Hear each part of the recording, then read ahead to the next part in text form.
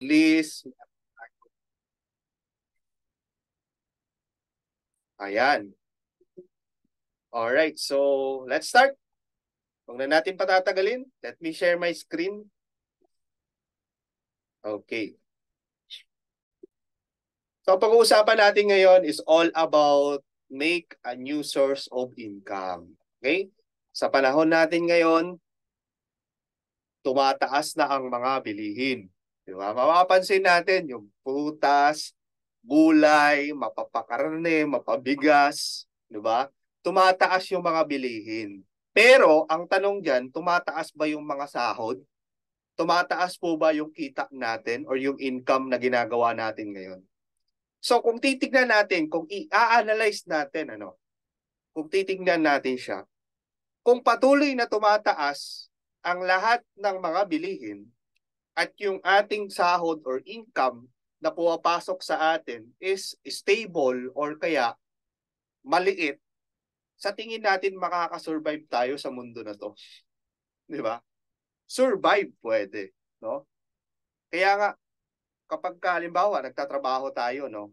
Halimbawa, employed tayo.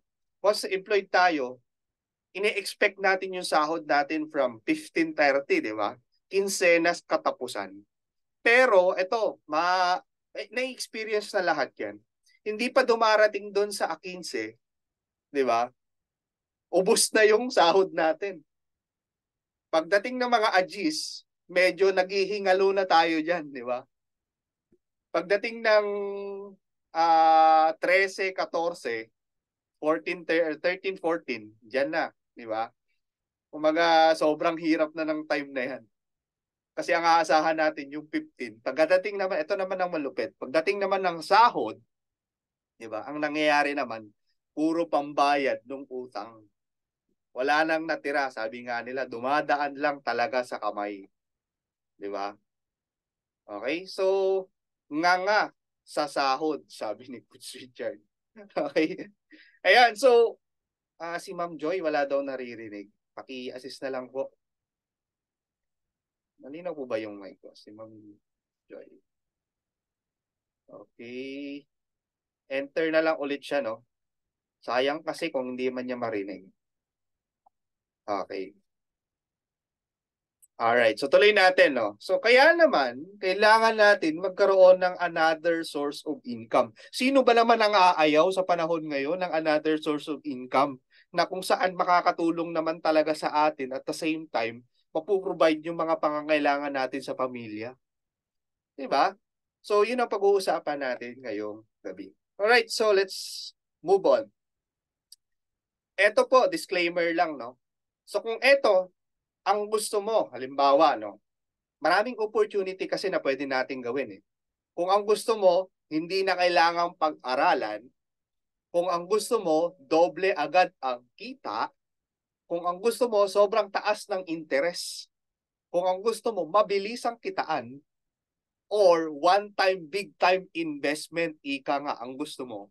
Okay? Nagkakamali po kayo ng inatinan. Okay? Kasi scam po ang hanap mo. Pag etong mga nasa kategory na to, yun ang hinahanap mo. Scam ang hinahanap mo. Kaya hindi na tayo magtataka. Maraming mga Pilipino, 90% halos buwan-buwan, araw-araw, nai-scam na lang. Bakit? Ito kasi ang hinahanap natin. Hindi na kailangan pag-aralan. Doble agad ang kita. Pag na-operan lang, double your money, triple your money. Ang bilis nating bumitaw. 'Di ba? Kahit nga wala tayong pera, hanapan pa natin ng paraan, magbenta pa tayo ng kalabaw baka natin eh or kung anong maibenta natin para lang dun sa double your money. Tapos pagkadating ng time, pupunta kay Tulpo. Sino rito naka-experience, no? 'Di ba? So, kung ganun po ang hanap natin, malamang scam po ang mapupuntahan natin. Kaya ang pag-uusapan natin ngayon is hindi dito. Isa sa mga legal, ethical at moral na paraan kung paano kumita sa panahon ngayon. Yun ang pag-uusapan natin. Okay? So let's proceed. So, meron pong tinatawag na the biggest wealth transfer. Yung tinatawag nating wealth transfer. Kasi nung panahon ng mga pandemic, nagkaroon tayo ng pandemic, di ba? Yung mga tao, nag-reset no, yung way kung paano sila kumita ng pera. Nag-reset. So ang nangyari ngayon, yung mga dating may negosyo na traditional, nagsara. Okay? Ngayon, ang mga kumikita naman ng malaki that time nung nagkaroon ng pandemic is yung mga taong naka-adapt dun sa pagbabago. Ibig sabihin, yung mga taong nag-adapt doon sa tinatawag na change. Pagbabago ng panahon, innovation. Okay? Yung mga taong nag-adapt doon sa internet, doon sa social media, nag-adapt sa online, sila po ang kumikita ngayon sa business.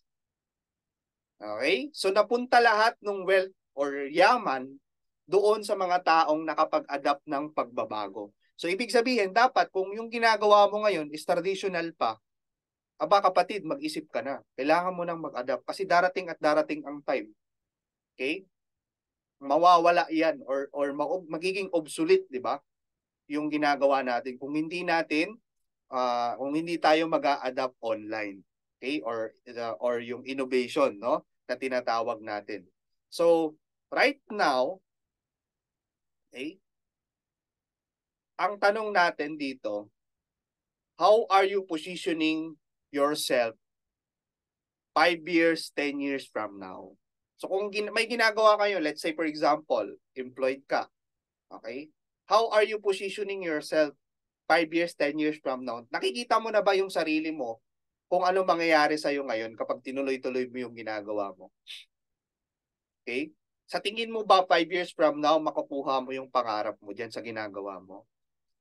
Okay? Kung hindi, syempre, kailangan natin mag-add ng another source of income na kung saan pwede natin makuha yung pangarap natin. Kasi sabi nga, kung di tayo hahanap ng paraan, patuloy lang tayo doon sa cycle na mangyayari.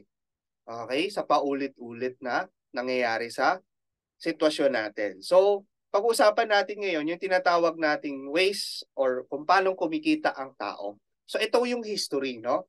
Hanggang sa ginagawa natin ngayon. So, first, yung agriculture age. Ibig sabihin, yung mga tao that time, nung unang panahon, ang pinagkakitaan nila is farming, no? Pagtatanim.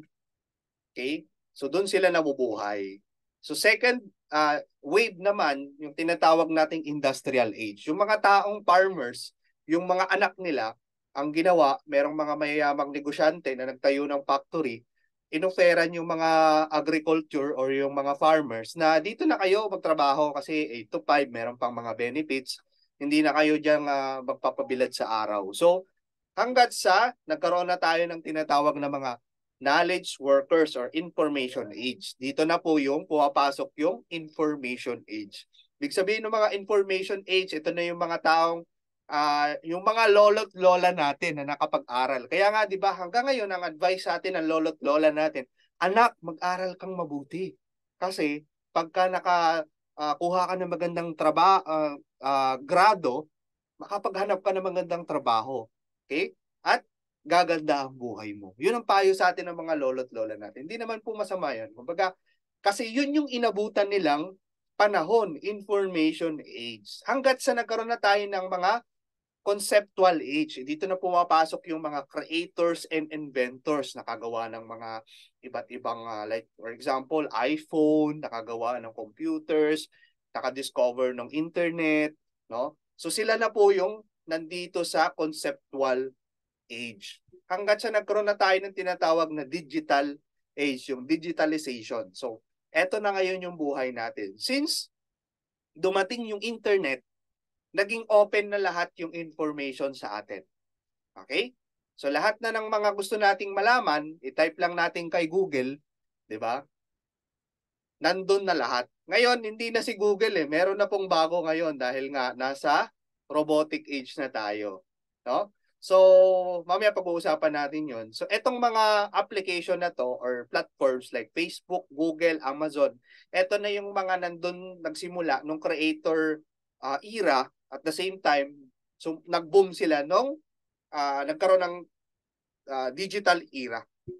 Doon sila talagang lumaki, lumawak. Kaya nga po yung Facebook pang-apat sa pinakamalalaking company yan or pinakamayamang company sa buong mundo. Tesla, no, si Elon Musk, yung may-ari niyan. Siya na rin ang may-ari ng Twitter, di ba? So ibig sabihin, yung mga tao na yon kasi nag-adapt sila sa pagbabago. Kaya yung mga dating mayaman, di ba? Napunta ngayon ang yaman nila dun sa mga taong nag-adapt doon sa innovation.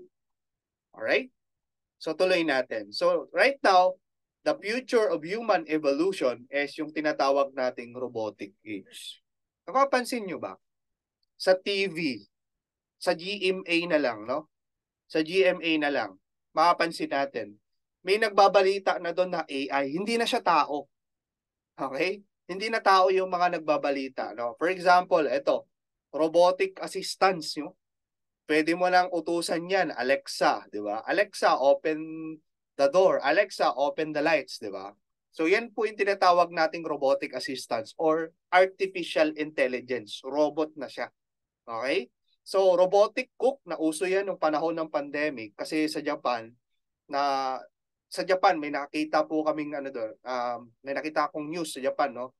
Na isang restaurant, puro na siya robotic, wala nang tao. Kasi nga, 'di ba, nung pandemic ayaw nating magkaroon ng contact sa tao kasi dahil sa nangyari na COVID, no? Okay. So meron namang yung tinatawag nating robotic vehicles. Sa robotic vehicles, nandiyan yung mga Tesla at iba't iba pang ngayon, mga bagong labas na mga robotic vehicles, no, na sarili na sila ng self-driving. Ibig sabihin, nakaupo ka na lang, sila na nag-drive ng sarili nila.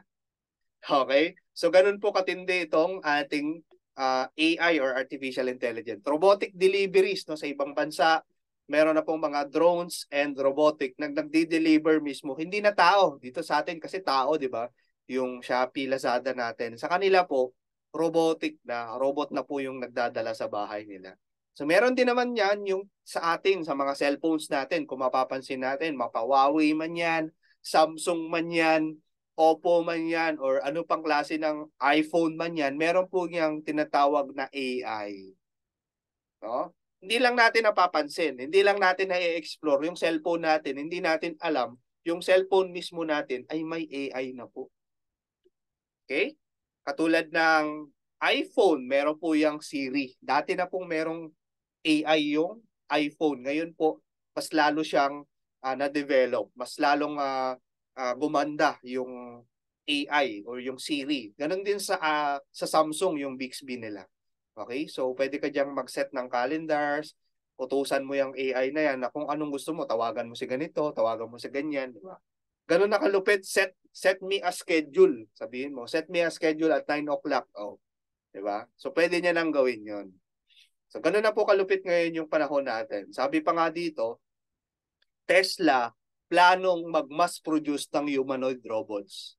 Ito nakakagulat kasi ito ang ano natin ito, ang source natin is GMA News no. 'Di ba nangyari na sa GMA? Meron na silang newscaster na AI, 'di ba? So, etong panahon natin, darating sa time, sabi nga po sa study, 70% halos ng mga trabaho is mawawala, yung mga employment no, 70% mawawala na because of this robotic or AI. Mapapalitan na po ng mga robot ang tao kasi bakit? Robot hindi nagrereklamo. Yung robot hindi nagpapahinga, walang leave. 24/7 kayang magtrabaho, walang reklamo, walang sick leave, di ba? Walang absent. Kung ako negosyante, mas pipiliin ko yung robot. Why? Kasi makakatipid ako unang-una at the same time tuloy-tuloy yung gawa. Di ba kasi yung tao may emosyon napapagod, magpapahinga, 8 hours lang ang trabaho. Ang robot, kaya mo yung 24 hours. No? Mas mabilis, 'di ba? So kung ako negosyante, mas pipiliin ko yung robot kasi mas makakatipid ako at mas kikita ako. Okay? So kaya nakakatakot na sa panahon ngayon kung hindi natin alam saan natin pinoposisyon yung sarili natin. Kaya nga doon sa una where are you positioning yourself? Are you positioning yourself on the winning side or losing ends? Okay? Yun ang tanong doon So ikaw makakasabot ngayon. Saan mo pinoposisyon yung sarili mo ngayon? 5 years, 10 years from now. Okay? Sa tingin mo ba yung ginagawa mo ngayon magiging nandyan pa rin siya. Di ba? So katulad niyan, example na lang natin, banking and finance, di ba? Nag-aral ka niyan, 4 years course. Ang magiging trabaho mo, bank teller. Papalitan ka rin pala ng InstaPay at saka PesoNet. Di ba? Meron ng InstaPay, PesoNet eh. Anytime, anywhere, kahit anong oras, pwede ka na mag-transact sa bangko. Hindi mo na kailangan ng bank teller at cashier. Okay? Journalism. Yun na nga, host and TV anchor sa network. Ngayon, napalitan na ng YouTube. Nung 2021 or 2020, napalitan ng mga YouTube or content creator. Kasi sila na rin, kahit hindi naman na mag-aral ng journalism yan, pwede namang magbalita. Di ba? Pwede namang mag-create ng content na katulad ng ginagawa ng mga journalism na nag-aral ng napakatagal pa, nagsunog ng kilay. Mas malaki pang kinikita nila. Ito ang malupit ngayon, no? Yung AI ang papalit dito sa mga host and TV anchor. Di ba? So, yun na eh. Wala na tayong magagawa. Doon na papunta yung mundo natin. No? HRM, food industry, GrabFood, Foodpanda. Diba? Ano pa? AB Mascom. Nag-aral ka ng AB Mascom, ang magiging trabaho mo, customer service. Right now, sa customer service or BPO, meron na pong artificial intelligence. May mga AI na sumasagot ng concern ng bawat clients or customer ng iba't ibang companies. Okay? So, ibig sabihin, nawawala na ng trabaho or mas less, okay, ang magiging jobs. Ang dami pong graduate, halos taon-taon po may gumagraduate. Taon-taon merong mga bagong graduate na walang trabaho. Okay? So, ano na lang ang mangyayari kung hindi natin alam kung saan natin ipoposisyon yung sarili natin. So, nagkaroon ng pandemic, COVID-19, naapektuhan tayo, umabot, based on study, umabot ng 547.6 million ang nasa poverty level. Ibig sabihin, lahat ng tao na naapektuhan ng pandemic that time. Okay? So, ang pinakatakbuhan or pinaka-way or solution ng mga taong na-affected ng pandemic is to make money online na kahit nasa bahay lang. 'Di ba yun yung mga tao, may mga pilot or mga nagtrabaho sa airport na nagtatrabaho doon or mga flight attendant na nag-online business na lang din. May mga seaman na nagtinda ng mga pagkain, di ba? May mga office workers na nagbenta na lang online that time nung nagkaroon ng pandemic. Ibig sabihin, kahit pala, no, nung dumating yung time ng pandemic, sabi natin dati, ayaw natin ng benta-benta. Pero napilitan rin tayo eh. Nagbenta-benta rin tayo online dahil nga kailangan nating makasurvive. So the only way para tayo kumita is to make money online. Kasi hindi naman natin hawak na ngayon yung panahon. Meron na namang bagong virus. Paano pag naulit-ulit siya? Ano na naman yung way natin, di ba? Pinagsusuot na naman tayo ng mask ngayon. Okay? So, ayan, no? So lahat halos ng pumasok nung nauna, yung mga taong nauna doon sa online selling, kumita po ng matindi talaga. Yung nag-adapt sa online, ang laki po talaga ng kinita nila kasi sila yung nauna eh. Sila yung nakahawak sa market, no? Yan, so nag-online selling, yan nagla-live, di ba? So yan ang uso ngayon. Kaya lang ang disadvantage lang natin sa online is kapag na-order tayo, di ba? Hindi natin nakikita physically yung items, inaantay din natin. Minsan, ito ang malupit, no? Na-experience nyo na to siguro. Let's say, for example, no, nag-order ka sa Shopee or Lazada, tapos nakalagay dun yung schedule kung kailan i-deliver. Ang malupit nun, nung i-deliver na, okay, kung kailan ka namang may aalis ka, tsaka naman siya i-deliver talaga. Kung kailang talagang paalis ka. 'Di ba? Talagang ewan ko sinasadya rin talaga siguro. Okay? All right. So, ewan ko kung na-experience niyo 'yun, ano? So, 'yun lang po yung ano natin. 'Yun lang po, kumbaga isa sa mga disadvantage doon. Isa pa yung shipping charges, online security, and the risk of online fraud, 'di ba? May mga nangyayari niyan. Nakabili ka ng item Minsan, ang dumating sa'yo, bato, di ba? So, yun yung mga disadvantage. Ngayon, kung gagawin mo naman yung magbebenta-benta ka online, magsisimula ka ngayon, kapatid, itong isipin mo. Hindi lang ikaw yung nagbebenta. Hindi lang ikaw yung nagla-live. Meron pa nga ako nakitang mga live seller na talagang gumigimik, iba't ibang gimmick pa yung ginagawa para lang mabenta sila, no? Okay? May mga ibang may mga ibang kung ano-ano na yung ginagawa para makabenta sila, 'di ba? Si Madam Inots, 'di ba? Para makabenta online, 'di ba? Kailangan kasi sobrang galing mo. So kakalabanin mo ngayon 'yun, 'di ba? Pare-parehas kayo ng product na ibebenta. Kung sabon, maraming sabon, milyong-milyong sabon diyan ang mga binebenta sa labas. Kung pabango, marami din. Kung sapatos, ang dami din, 'di ba? So, too much competition. Ibig sabihin, kung iisipin mo, imagine mo kung magsisimula ka ng online business, sa isang fish pan, tapos nandun yung mga isda, sabihin natin yung isda doon is 5 piraso. Okay? 5 pirasong isda ang nasa loob ng fish pan. Tapos, merong 100 namimingwit, di ba? 100 namimingwit. Nalilito na ngayon yung customer, di ba? Yung isda, yun yung customer. Yung mga online seller, yung nandun yung mga namimingwit. Okay? So, ibig sabihin, nag-aagawa na hindi na alam kung saan nabibili. Pagandahan, pamurahan na lang ng product. Okay? At isa pa, bibili ang tao sa trusted na nila. Di ba ganun tayo eh. Bumibili tayo dun sa suki natin. Hindi tayo bibili dun sa di naman nating kilala. Di ba? So, kung mag-i-start ka, pag-isipan mo, no? So, kung magsisend ka naman, mag-i-start ka, mag-online business, minsan, pag minessage mo yung mga kaibigan mo na akala mo susuporta sa'yo, minsan sin zone sila. Hello, di ba? Yan, mini-message mo sila, akala mo susuportahan ka. Ayun, sin zone, di ba? So, yan lang po yung disadvantage natin kapag nag-online tayo, no? Online selling, may binibenta ka mga produkto. Yun yung challenges natin. Kasi kailangan mong kailangan mo talagang magkaroon ng customer, di ba? So, next is isa sa pinakamagandang business na pwede natin gawin ngayon is trading. Nabalitaan nyo na ba ang daming kumita sa trading ng pandemic? Hanggang ngayon, may mga kumikita rin sa trading. Kaya lang, iba na yung labanan ngayon sa trading. Okay? Kailangan meron ka ng edge. Dati, nung pandemic, nauso ang trading. Why? Kasi kaya natin siyang gawin kahit nasaan kahit nasa bahay tayo. Kaya nating mag-trade. Kaya lang, ang pinaka challenge doon, okay?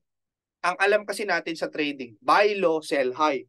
Bibili mo ng mababa, ibibenta mo ng mataas. 'Di ba? Yun yung mindset natin eh. Kaya lang, syempre, hindi lang naman ikaw yung nagtitrade doon.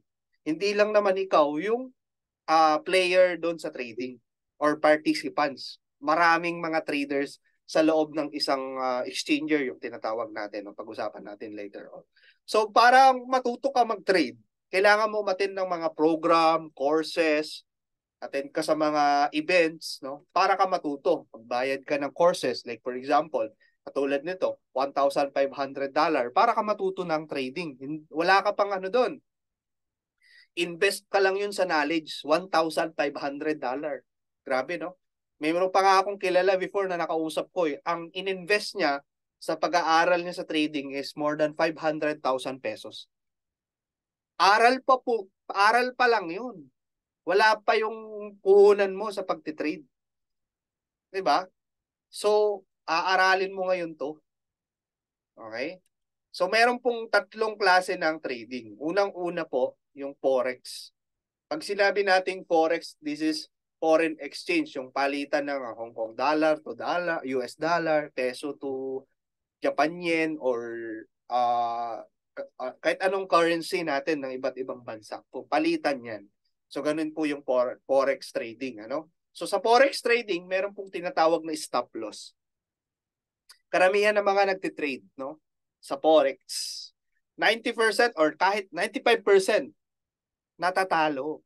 Nasusunugan ng pera. Kaya nga minsan, pag may kakwentuhan kang trader or nagtitrade sa forex, sasabihin nila sa'yo, mag-aral ka muna kasi matatalo ka eh. Ganun ang i-advise sa'yo. Lalo na yung mga professional na ang unang i-a-advise talaga sa'yo, mag-aral ka. 'Di ba? Mag-attend ka ng magbayad ka ng course, bumili ka ng mga course. Kasi nga ang hirap, etong stop loss na tinatawag na 'to, ibig sabihin, once na nakikita mo ng nalulugi na yung pera mo, ititigil mo siya. Let's say nalugi ka ng 10%, kailangan iputulin mo na, i-stop mo na yung loss na yon para hindi na siya lumaki. Pero na-loss ka na ng 10%. So another trade ka ulit. Malalos ka na naman ng 10% hanggat sa maubos na maubos, parang kandilang nauupos na yung pera mo. Okay? Lalo na kung wala ka pang idea. Plus, wala pong trading sa weekends. Diba? Mondays to Fridays lang po ang trading. Okay? At hindi ka naman robot para ka makapag-trade ng 24 hours sa loob ng weekdays na yun. Okay? So kaya kung gusto mo mag-trade sa Forex, kailangan advance yung knowledge mo sa trading. Hindi pwede yung basta ka lang papasok dyan. Kasi pati bahay mo, may bibenta mo. For sure yan kung hindi ka marunong din sa Forex. Okay, marami na tayong kwento na narinig dyan ganun, no? Stock trading, number 2. Long term yan. Controlled by company or major shareholders. Pag sinabing stock market, maraming mag-o-offer sa inyo, no? Madaling mag-invest sa stock market. Meron magsasabi, invest ka dito sa stock market kasi ganito, ganyan. Bilhin mo si Jollibee, bilhin mo si ganito, si Ayala, si ganyan. Akala natin napakadali. Yes, para sa kanila, no, sinasabi nila na madali. Para, syempre, o-offeran ka nila eh. Mutual funds, di ba? Invest ka daw sa mutual funds. Hindi mo ba alam, okay, ang stock market is also a trading. Kailangan mo rin ng knowledge dyan. Hindi pwedeng maglagay ka lang dyan ng pera tapos pabayaan mo na. Kasi, based on my experience, no, when I started sa stock market, akala ko dati, maglalagay lang ako ng pera ko. Stock market. Bili lang ako ng ganito, bili ako ng Jollibee, bili ako ng ganito. Di ba? Hindi pala. Kailangan mo rin magkaroon ng sariling knowledge kasi pera mo yan eh. Ikaw pa rin ang magde-decide. So, ang disadvantage nito, katulad yan, kasi ang stock market, ang binibili mo dyan, shares ng company. Okay? Ngayon, ang senaryo, nagkaroon ng pandemic. Ito, true experience. Nagkaroon ng pandemic. Ang mga malalaking shareholders or yung may mga malalaking hawak na shares, ang gagawin nila dyan, ilalabas na nila yung pera nila. Okay? Ngayon, pag nilabas nila ang pera nila, maiiwan itong mga maliliit na nag-invest doon sa company na yon. Ang mangyayari, mawawala na ng value yung company na yon. Ano mangyayari doon sa mga nag-invest ng malaki? Na walang idea sa stock market? Eh di nawala rin ng value yung pera nila. Kaya hindi totoo na mag-invest ka sa stock market, yayaman ka. Eh, lahat ng bagay kailangan mo ng knowledge, di ba? So kapag kakinontrol ng mga major shareholders yung shares dyan, wala kang magagawa. Okay? Kasi sila lang may alam eh. Alright, so number 3, ito isa sa pinaka nagustuhan ko talaga. Kaya dito ako pumasok, no? Kasi na-experience ko na stock market. Forex trading, may mga kaibigan ako na pagtanungan ko, medyo alanganin ako, di ko pinasok. Crypto, nakita ko, maganda siya, very promising, inaral ko, at naintindihan ko. Dati kasi medyo skeptic ako pagdating sa tinatawag na cryptocurrency. Pag narinig ko yung Bitcoin, ang unang pumapasok sa isip ko, scam. Sino na dito ganon? Sino nakaka-relate? Nung una nila narinig yung Bitcoin or cryptocurrency or blockchain, scam agad ang pumasok sa isip nila. Kasi wala pa naman tayong idea eh. Okay? Type 1 po kung nakaka-relate ka. Yan, si Ma'am Riz, ako, di ba? Sabi niya, si Ma'am Patty, si Coach Miko, si Coach Carlos, Coach Louie. Wala pa naman kasi tayong idea kasi bago pa siya. Bago yung cryptocurrency kasi ang alam lang natin stock market, forex trading. Kaya ang unang pumasok sa isip ko scam. Pero nung inaral ko, okay, nalaman ko ito pala ang pinakamalupit na nagawa sa mundo ngayon na technology. Kasi decentralized eh. Pag sinabing decentralized, wala pong kumukontrol. Hindi katulad sa forex trading at stock market. Meron pong, ano dyan eh, meron nagkocontrol eh. merong central na nagko-control diyan. Okay? Sa blockchain kasi, walang kumokontrol. Kumbaga, kung ano yung mga tao or kung sino yung nagtitrade doon, sila po yung nagko-control ng market. Hindi po kontrolado ng isang tao lang or isang company lang. Okay? So, blockchain technology, isa sa pinakamagandang technology at hindi kayang i-hack ng kahit sino man ang blockchain technology. Okay? Yan. So, isa yan sa pinakamaganda na natagpuan natin ngayon. Alright. So, kung gusto mong aralin yung trading, kailangan mong aralin yung mga ganito. No? May mga double tops, yeah, shoulders, rising wedge, di ba? Yeah. Kailangan mong aralin yan kasi nga, dyan kakikita eh. Kaya lang, lahat ba willing mag-aral niyan? Mabihira lang eh. 95% ng mga nagtitrade, laging sunog, laging ubos ang pera. Kasi nga, hindi man nila alam yung ganito. Hindi naman nila inaaral. Basta na lang mag-trade. May nakita sa Facebook, nag-post, kumita ng malaki, pinasok din nila. Anong nangyari? Hindi na-scam. Di ba? Okay? So, ito kasi ang kailangan mong aralin. So, kung may trabaho ka, o kung may ginagawa ka ngayon at wala ka ng time aralin to, hindi ka kikita sa trading. Okay? Kasi ang trading is a live market. Ibig sabihin ng live market, kung anong nangyayari sa market, yun yung nakikita natin in real time. Okay? Ngayon, confused na tayo kung anong gagawin natin. Yes, gusto mong pumasok sa trading. Kaya lang confused ako. Paano ba ako mag-i-start yan? Paano ba ako magsisimula? Di ba? So, ang isa pa sa mga disadvantage, ang tao meron pong emosyon na tinatawag. Sa trading kasi, isa sa mga kailangan mo na ma-master is yung emosyon. Ibig sabihin, itong emosyon na to, let's say for example, di ba? Nagkakaroon ka ng doubt pag bumababa yung market, tataas pa kaya to, di ba? Nagkakaroon ka ng doubt, emotion yon. Anxiety. Kapag nakikita mo na negative yung pera mo, nagkakaroon ka na ng anxiety. Minsan, kapag ang market naman pataas, ang ginagawa mo naman, taya ka ng taya, di ba? Kaya nagkakaroon naman ng greed. Hindi mo alam, all of the sudden, bigla na lang bumabagsak yung market, di ba? Dito ka tumaya, di ba? Biglang bumagsak. Tapos nagkakaroon ka ng fear, overconfidence minsan, akala mo hindi ka natatalo sa trading. Minsan, kinakabahan ka kung papasok ka ba o hindi, di ba? So, ganun po pag nagmamanual trading ka. Isa pa sa pinakamatindi is yung FOMO, fear of missing out. Di ba? May mga magpo-post sa Facebook, pasok na kayo dito. Itong token na to, magiging isa sa pinaka malupit na token. Ito, lalagpasan nito si Bitcoin. Di ba? May mga ganun pa eh. O, perang ka. Tiga mo yung nangyari sa Lodecoin, di ba? Ang daming pumasok kasi lalagpasan daw yung Bitcoin, tataas daw yung value. Di ba? Yung mga promise-promise na ganun. Tapos bigla ang nangyari, biglang bumagsak. Ayun, ubos ang kabuhayan, di ba? Di ba? So, iyon po yung mga challenges kasi nga bilang isang tao, meron tayong emosyon na kailangan natin ma-master. Okay? Pag hindi mo na-master yung emotion mo, hindi ka pwede sa manual trading. Okay? Yan. So, let us continue. Yan. So, kapag ka naman marunong ka mag-trading or trader ka na, ang isa sa mga challenges mo dyan is yung time. Kailangan nababad ka. Kailangan marunong ka ng technical analysis, fundamental analysis. Kahit may analysis ka pa, kung mamaya-maya, di ba, magiging against sa'yo yung market, nagkakaroon ka ng anxiety, di ba? Minsan, mali na rin yung sa overtrading ka na, yung sobrang tagal mo nang trade sa isang araw, inabot ka na ng 8 hours, overtrade ka na. Minsan, mali-mali na yung decision mo. Kaya na-stress ka, no? Katulad yan, binasag na yung nagkamali ng position, di ba?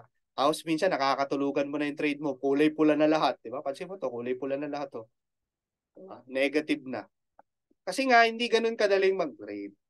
Right now, hindi mo na mararanasan yan kasi meron tayong solusyon yan. Gusto nyo bang malaman kung anong solusyon dito? Itong solusyon na ipapakita namin sa inyo, hindi mo na kailangang bantayan yung trading mo. Kahit zero knowledge ka pa o wala kang idea sa trading, pwede kang kumita ng passive income araw-araw. Katulad sa mga nangyayari sa ating mga subscribers. At the same time, one time lang yung ginagawa natin na isi-set up mo lang siya tapos okay na, tapos na yun. Di ba? Gusto mo bang malaman yun? Please type 1 kung gusto mong malaman yung solusyon para dito. Kung gusto mong kumita sa trading na kahit wala kang idea or di ka marunong. Ayun, thank you so much. Yan, i-reveal na natin, no? I-reveal na natin yung solution natin, no? Okay? Ayan, so let's continue. All right. Bago ko i-reveal sa inyo, pag-usapan natin muna yung what is cryptocurrency. Kasi nga, marami sa atin, wala pang idea sa cryptocurrency.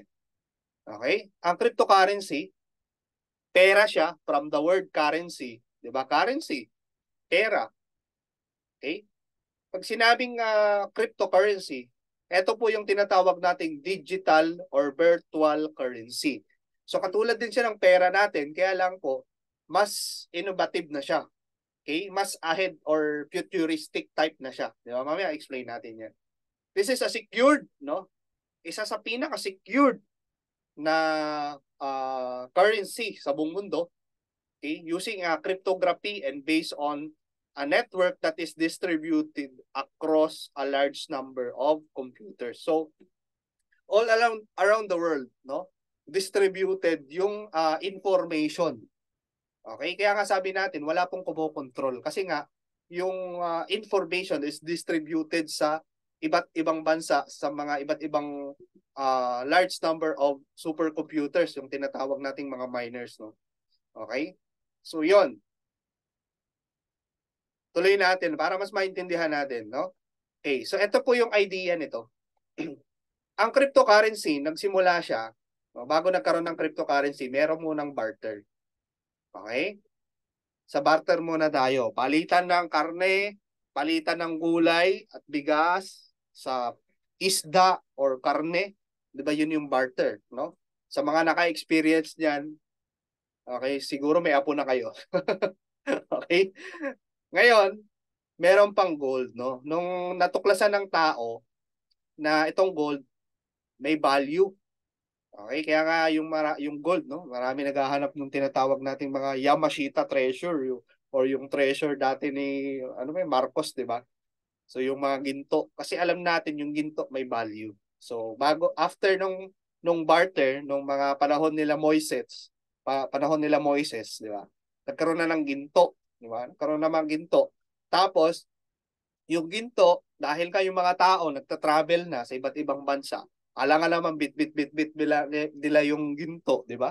Bibili ka ng isda, putulin mo pa yung ginto, di ba? Napaka-hassle. And di, nag-create sila ng metal coins. Etong metal coins is back up by gold. Okay, ang value nito is back up by gold. Alright, so ngayon, nag-create sila ng paper money. Kasi nga, mabigat nga ang metal coins. Purong metal coins, minsan nga, yung sukli, ayaw na natin tanggapin or pinapabuo na natin, di ba? Kasi ayaw natin ng coins. Kasi ang tao gusto mas magaan, di ba? So, nag-create siya ng paper money or yung tinatawag natin ngayong fiat currency. Di ba? Yung ginagamit natin ngayon. Okay? So, ngayon, nauso rin yung tinatawag nating plastic cards. Dahil nga sa innovation, nagkaroon na ng credit card, debit card, lahat ng klase ng card, di ba? Dati ayaw nating gamitin tong mga plastic cards o credit card, baka wala yung pera natin, di ba? Pero ngayon, may credit card ka, hindi ka na natatakot, swipe ka na ng swipe kahit wala kang pera. Di ba? Kasi naka-credit card ka. Babayaran ko naman di ba? Sa sahod. Alright? So, yun. Hanggat sa nagkaroon na tayo ng tinatawag nating electronic money. Nung kasagsagan ng pandemic, wala akong GCash Doon lang ako nagkaroon ng GCash nung pandemic kasi kailangan na Okay? So, ayaw ko sana magkaroon ng GCash. Kaya lang, wala akong magagawa dahil kailangan na Diba? So, nagkaroon ako ng electronic money. GCash, Paymaya, Coins.ph, online banking. Yun na yung electronic money natin. Hanggat sa na-create or napunta na tayo sa tinatawag nating cryptocurrency. Itong cryptocurrency na po ito, makikita natin sa iba't ibang bansa. Like for example, sa Hong Kong, tinatanggap na po ito at meron na pong mga outlet na kung saan pwede ka magpalit ng pera mo, let's say Hong Kong dollar to cryptocurrency, pwede mo nang ipalit. Diba? So nauso na ngayon, marami ng outlet dyan sa Hong Kong nung pumunta kami. Ngayon, etong cryptocurrency kasi, isa sa pinakamaganda kasi lahat ng currency na to is controlled by government. Okay? Controlled by government. Ibig sabihin, itong mga to, nagkakaroon na yan ng tinatawag nating overprinting. Bumababa na yung value. Pansin nyo yung peso natin. Wala na masyadong value. Yung 20, naging coins na lang, di ba? Ibig sabihin, ano yun, sign yun, na wala nang value talaga yung 20. Yung 1,000 nga, wala nang value eh. Kahit pinaganda pa nila yung 1,000, pag binili mo yung 1,000, anong mabibili mo sa 1,000? Di ba? Sa ngayon, sa panahon natin, para na siyang dating 100, di ba? Right now, ang cryptocurrency, ito ang isa sa pinakamagandang currency. Bakit? Pagka meron kang cryptocurrency, ang value nito tumataas. Hindi katulad nitong mga to, pababa yung value. Ang cryptocurrency, pag meron kang cryptocurrency at yung pera mo nasa cryptocurrency, pataas ng pataas yung value. Okay? Yun ang kagandahan nun. Ayan. So tuloy natin siya, no? So ang ilan sa mga cryptocurrency na masasabi natin or kilala natin ngayon sa panahon ngayon, yung tinatawag nating number 1 is Bitcoin. Ang Bitcoin, yan yung mother of all cryptocurrency. Ito yung nanay nila, yung Bitcoin. Kasi ito yung unang lumabas sa market, no? Nagkaroon na rin ng Ethereum, Binance Coin, USDT, Cardano, Polkadot, XRP, name it. Marami na po ngayong cryptocurrency na naglabasan. Kasi panahon na eh. Ito na yung panahon natin mag-adapt sa cryptocurrency. So, right now, we are already in the corporations era. Kumbaga, na-late na nga tayo eh. Ngayon na natin pinag-uusapan to, itong cryptocurrency. Medyo late. Hindi pa naman late, pero kumbaga masasabi natin na parang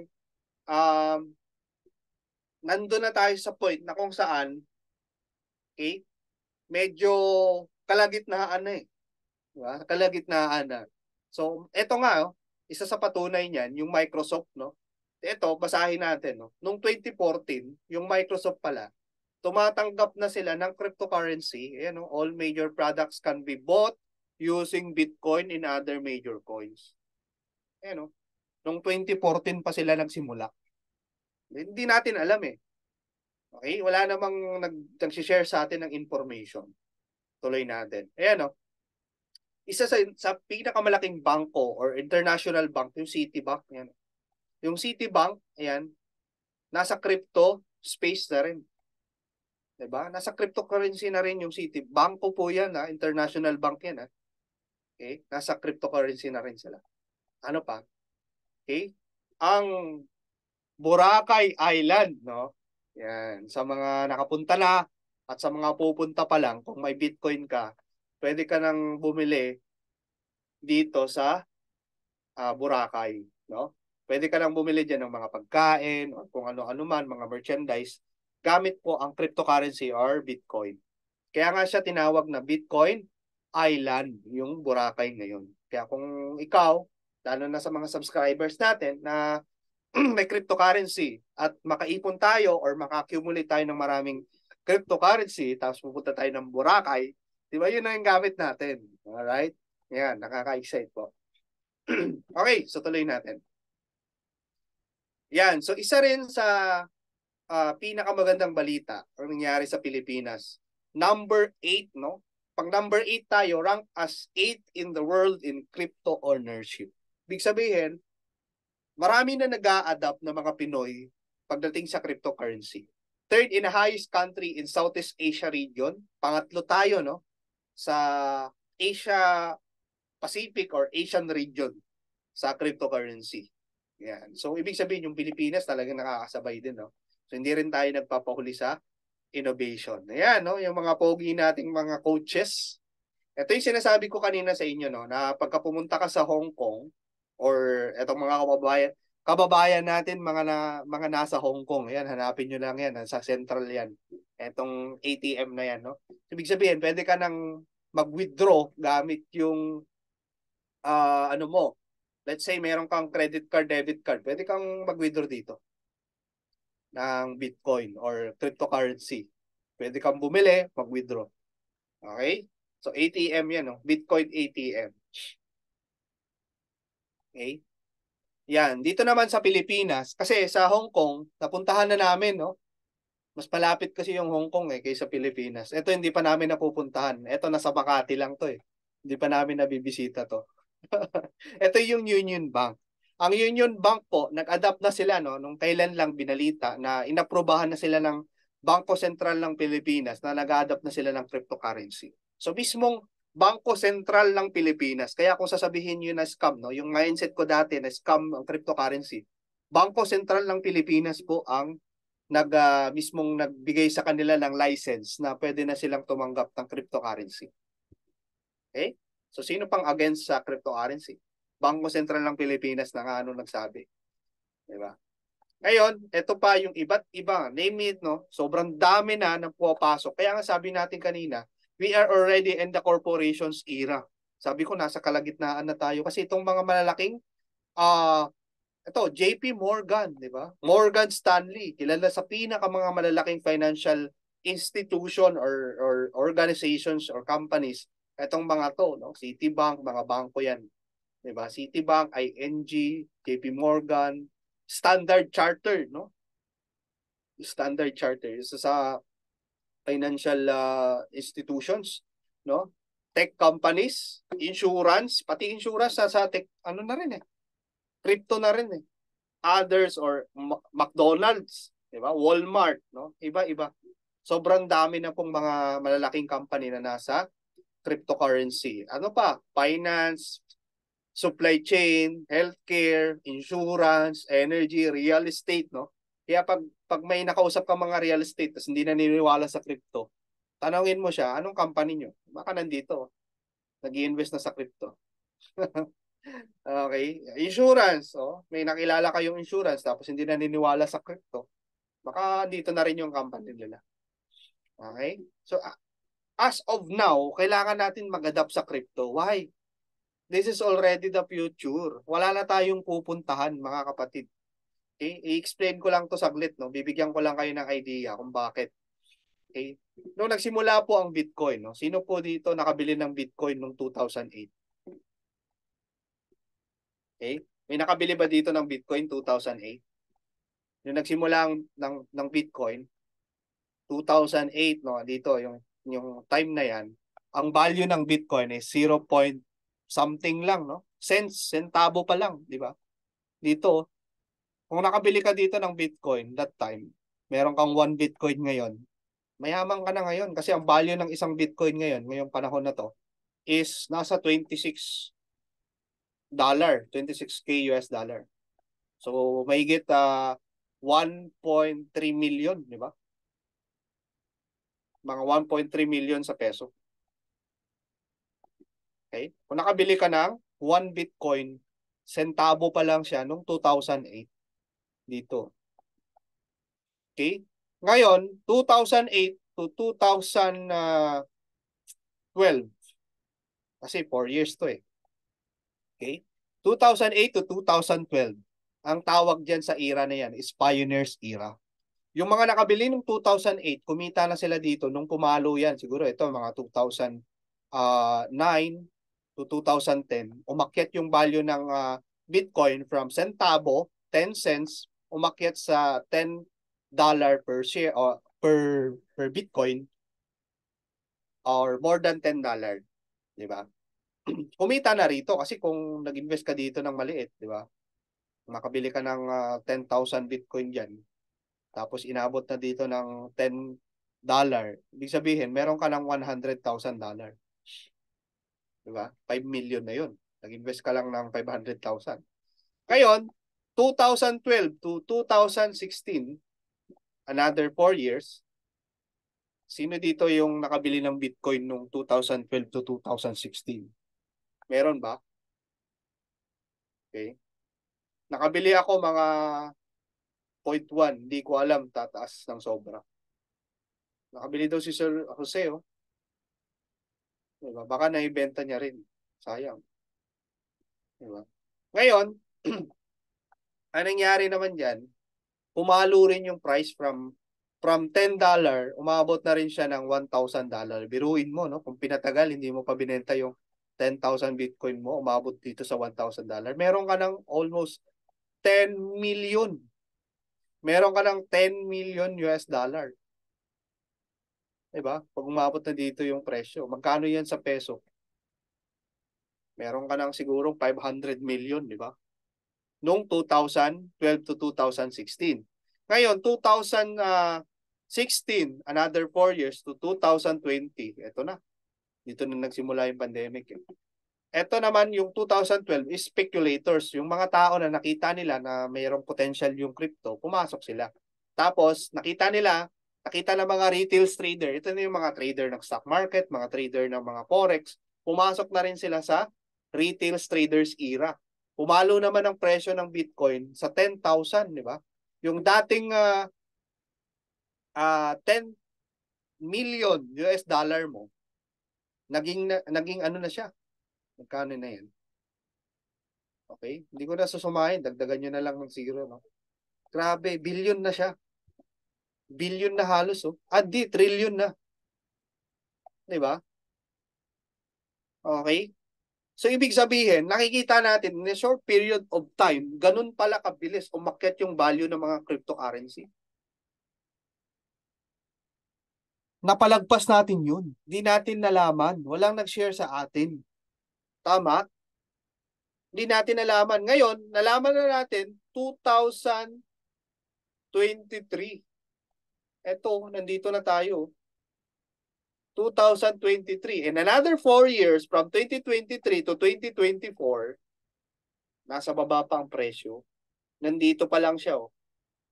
Anong ini-aim natin? Another, yung tinatawag natin na era, yung government's era. Okay? Etong mga korporasyon na to na pinakita ko sa inyo kanina, mga Citibank, mga Union Bank, lahat ng mga malalaking companies pumapasok na sa crypto, nandito na sila sa corporations era. Dito na rin sila pumasok kasi nakita na nila eh. Okay? Anong tendency? Tendency niyan, pagka nakabili na sila ng marami, aakit yung presyo. Yan, no? Nakita natin yung line na yan. Yan yung projection na pwedeng mangyari. So, anong ini-aim natin na price dyan na pwedeng umabot yan? Baka umabot ng 100,000, no? Presyo ng Bitcoin. Yan, no? Hindi posible kasi nga, yung point something nga, umabot ng 10, naging 1,000, naging 10,000. Umabot na rin tayo, alam mo, umabot na rin po ang Bitcoin noong 2021 ng $65,000 isang Bitcoin. Sa peso, mga 3.7 million isang Bitcoin. Di ba? Eh, no? Hindi na imposible umabot sa 100,000. No? So, anong point natin diyan?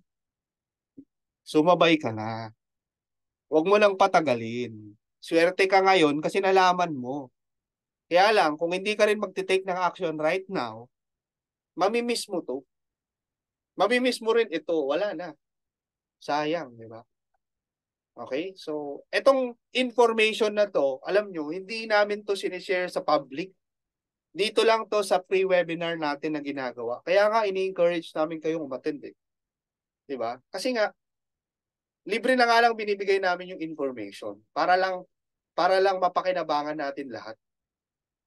Okay? So, dahil may alam ka na, may edge ka na sa karamihan, ngayon, tatanungin ka ng kaibigan mo, saan ka umattend? Umattend ako sa webinar. Anong webinar?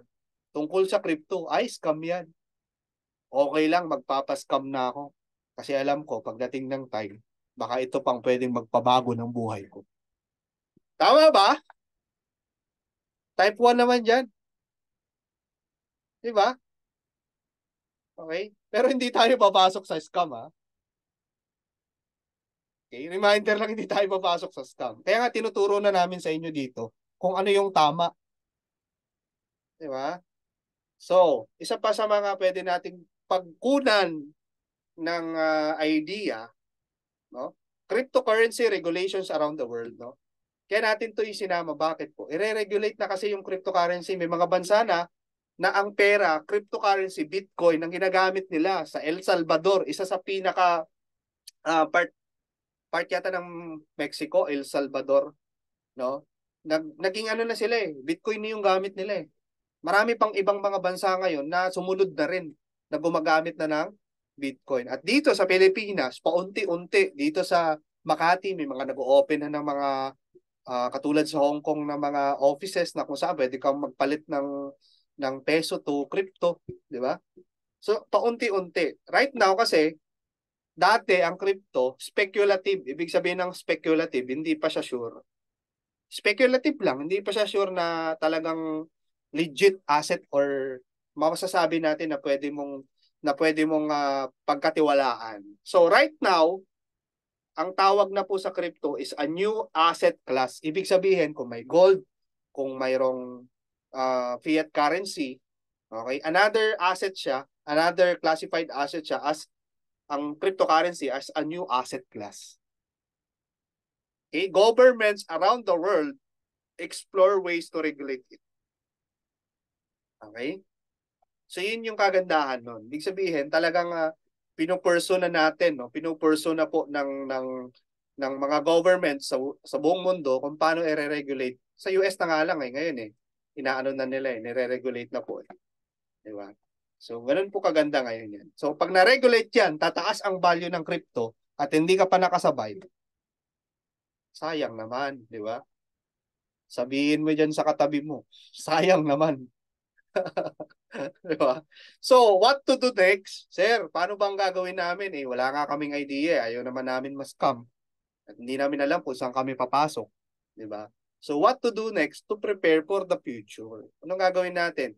Kailangan natin mag-accumulate or mag-generate ng maraming Bitcoin or cryptocurrency dahil alam na natin. Meron na tayong idea. Kaya lang, ang question naman natin doon, hindi ako marunong mag-manual trading. Hindi naman ako marunong mag-trading. Huwag na kayong mag-alala. Bakit? Meron na tayong tinatawag na AI or Artificial Intelligence by the name of Royal Q AI. Yun na po yung gagawa ng trades natin. Okay? So there are two ways to accumulate cryptocurrency. Meron po tayong AI trading. Pwede kang kumita sa trading. No? Sa AI, ang kagandahan nito, siya na po ang magbabuy and sell or gagawa ng trading mo. Pangalawa naman, doon mismo sa Royal Q, meron tayong tinatawag na business, which is yung tinatawag nating subscription business. Okay? So right now, sa subscription business, this is a new generation, no? Yung AI natin. Isa sa pinaka most trusted na AI sa buong mundo with 1.3 million or more than 2 million na nga Baka umabot na nga ng 2 million yung subscribers or downloads natin sa AI At more than 133 million US dollar na po yung profit ng mga nag-trade sa Royal Q. So kinoconnect natin yan sa mga tinatawag nating bangko. Itong mga bangko na to, ito po yung bangko ng crypto. Hindi po bangko ng mga pera natin na fiat currency. Ito po yung sa crypto na bangko. Ito yung mga lihitimong mga bangko na dapat dito lang tayo naglalagay ng pera natin. 'Di ba? Sa Binance at saka sa Huobi, meron din OKX, meron din tayong Bybit. Okay? At meron pang iba, no? Kino-connect natin itong si Royal Q kasi robot lang siya. Kino-connect natin dito yan sa mga bangko na to. Para ang gagawin nitong ni Royal Q, siya na po yung magte-trade para sa atin. Buy low, sell high. Yun ang gagawin niya. Okay? So I hope na gets natin yan. Okay. So, nakilala naman natin si Binance, hindi na natin kailangan i-explain yan. Pero si Huobi Global kasi, isa rin yan sa pinaka-trusted no, na ano natin, na exchangers. Kaya pwede rin natin gamitin yan si Huobi Global. No? Yan. Tutuloy natin. Okay, so kung may naghahanap po, naghahanap po ng registration or information about sa Royal Q. Ito po, yung entity name natin. Okay. Entity name natin is Royal Q Quantify Investment Management Co. Okay. Limited. So, business address natin, yan po. Santa Monica Boulevard, West Hollywood, California. Okay. So, sino po yung Chief Executive Officer dyan? Ito, Ayan. So, nandyan po lahat ng information natin. So, ibig sabihin, transparent tayo. Alam natin kung sino yung mga taong nasa likod nito. May mga developers kasi. Pero kasi sa blockchain naman, no? Sa blockchain naman kasi, hindi na natin kailangan ng offices because blockchain is already a digital or virtual. Okay? Kaya, yun nga yung eliminate natin yung meron pa tayong office, 'di ba? Kasi nga blockchain, new innovation, technology, internet, 'di ba? Okay, so yun na po 'yun, no? Kaya wala tayong office dito sa Manila, no? Hindi katulad ng mga traditional business kasi wala naman tayong binebentang product eh. Okay? Para lang tayong Netflix, ganyan, no? Or Facebook, 'di ba? So, ito yung mga top 10 na mga exchanger sa buong mundo. So, meron tayong Binance, Coinbase Pro, Hobby, yan. Ito yung mga pwede nating i-connect sa Royal Queue natin. So mga trusted yan. Bakit? Kasi ito yung mga umiikot na pera dyan. Oh. Ganyang kalalaki. 5.2 billion, 7 billion, 28 billion. Okay? Yan yung mga umiikot na pera sa loob nitong mga bangko na yan. Mas malaki pa sa mga bangko natin dito sa Pilipinas. Okay? So most trusted po yan. So dito lang dapat kayo naglalagay. Kasi may mga kasi dyan sa labas, no, may mga mag-o-offer sa inyo. Tapos sasabihan kayo mag-invest at ilalagay nyo yung pera ninyo sa mga hindi naman kilalang mga exchanger. Huwag na po, no?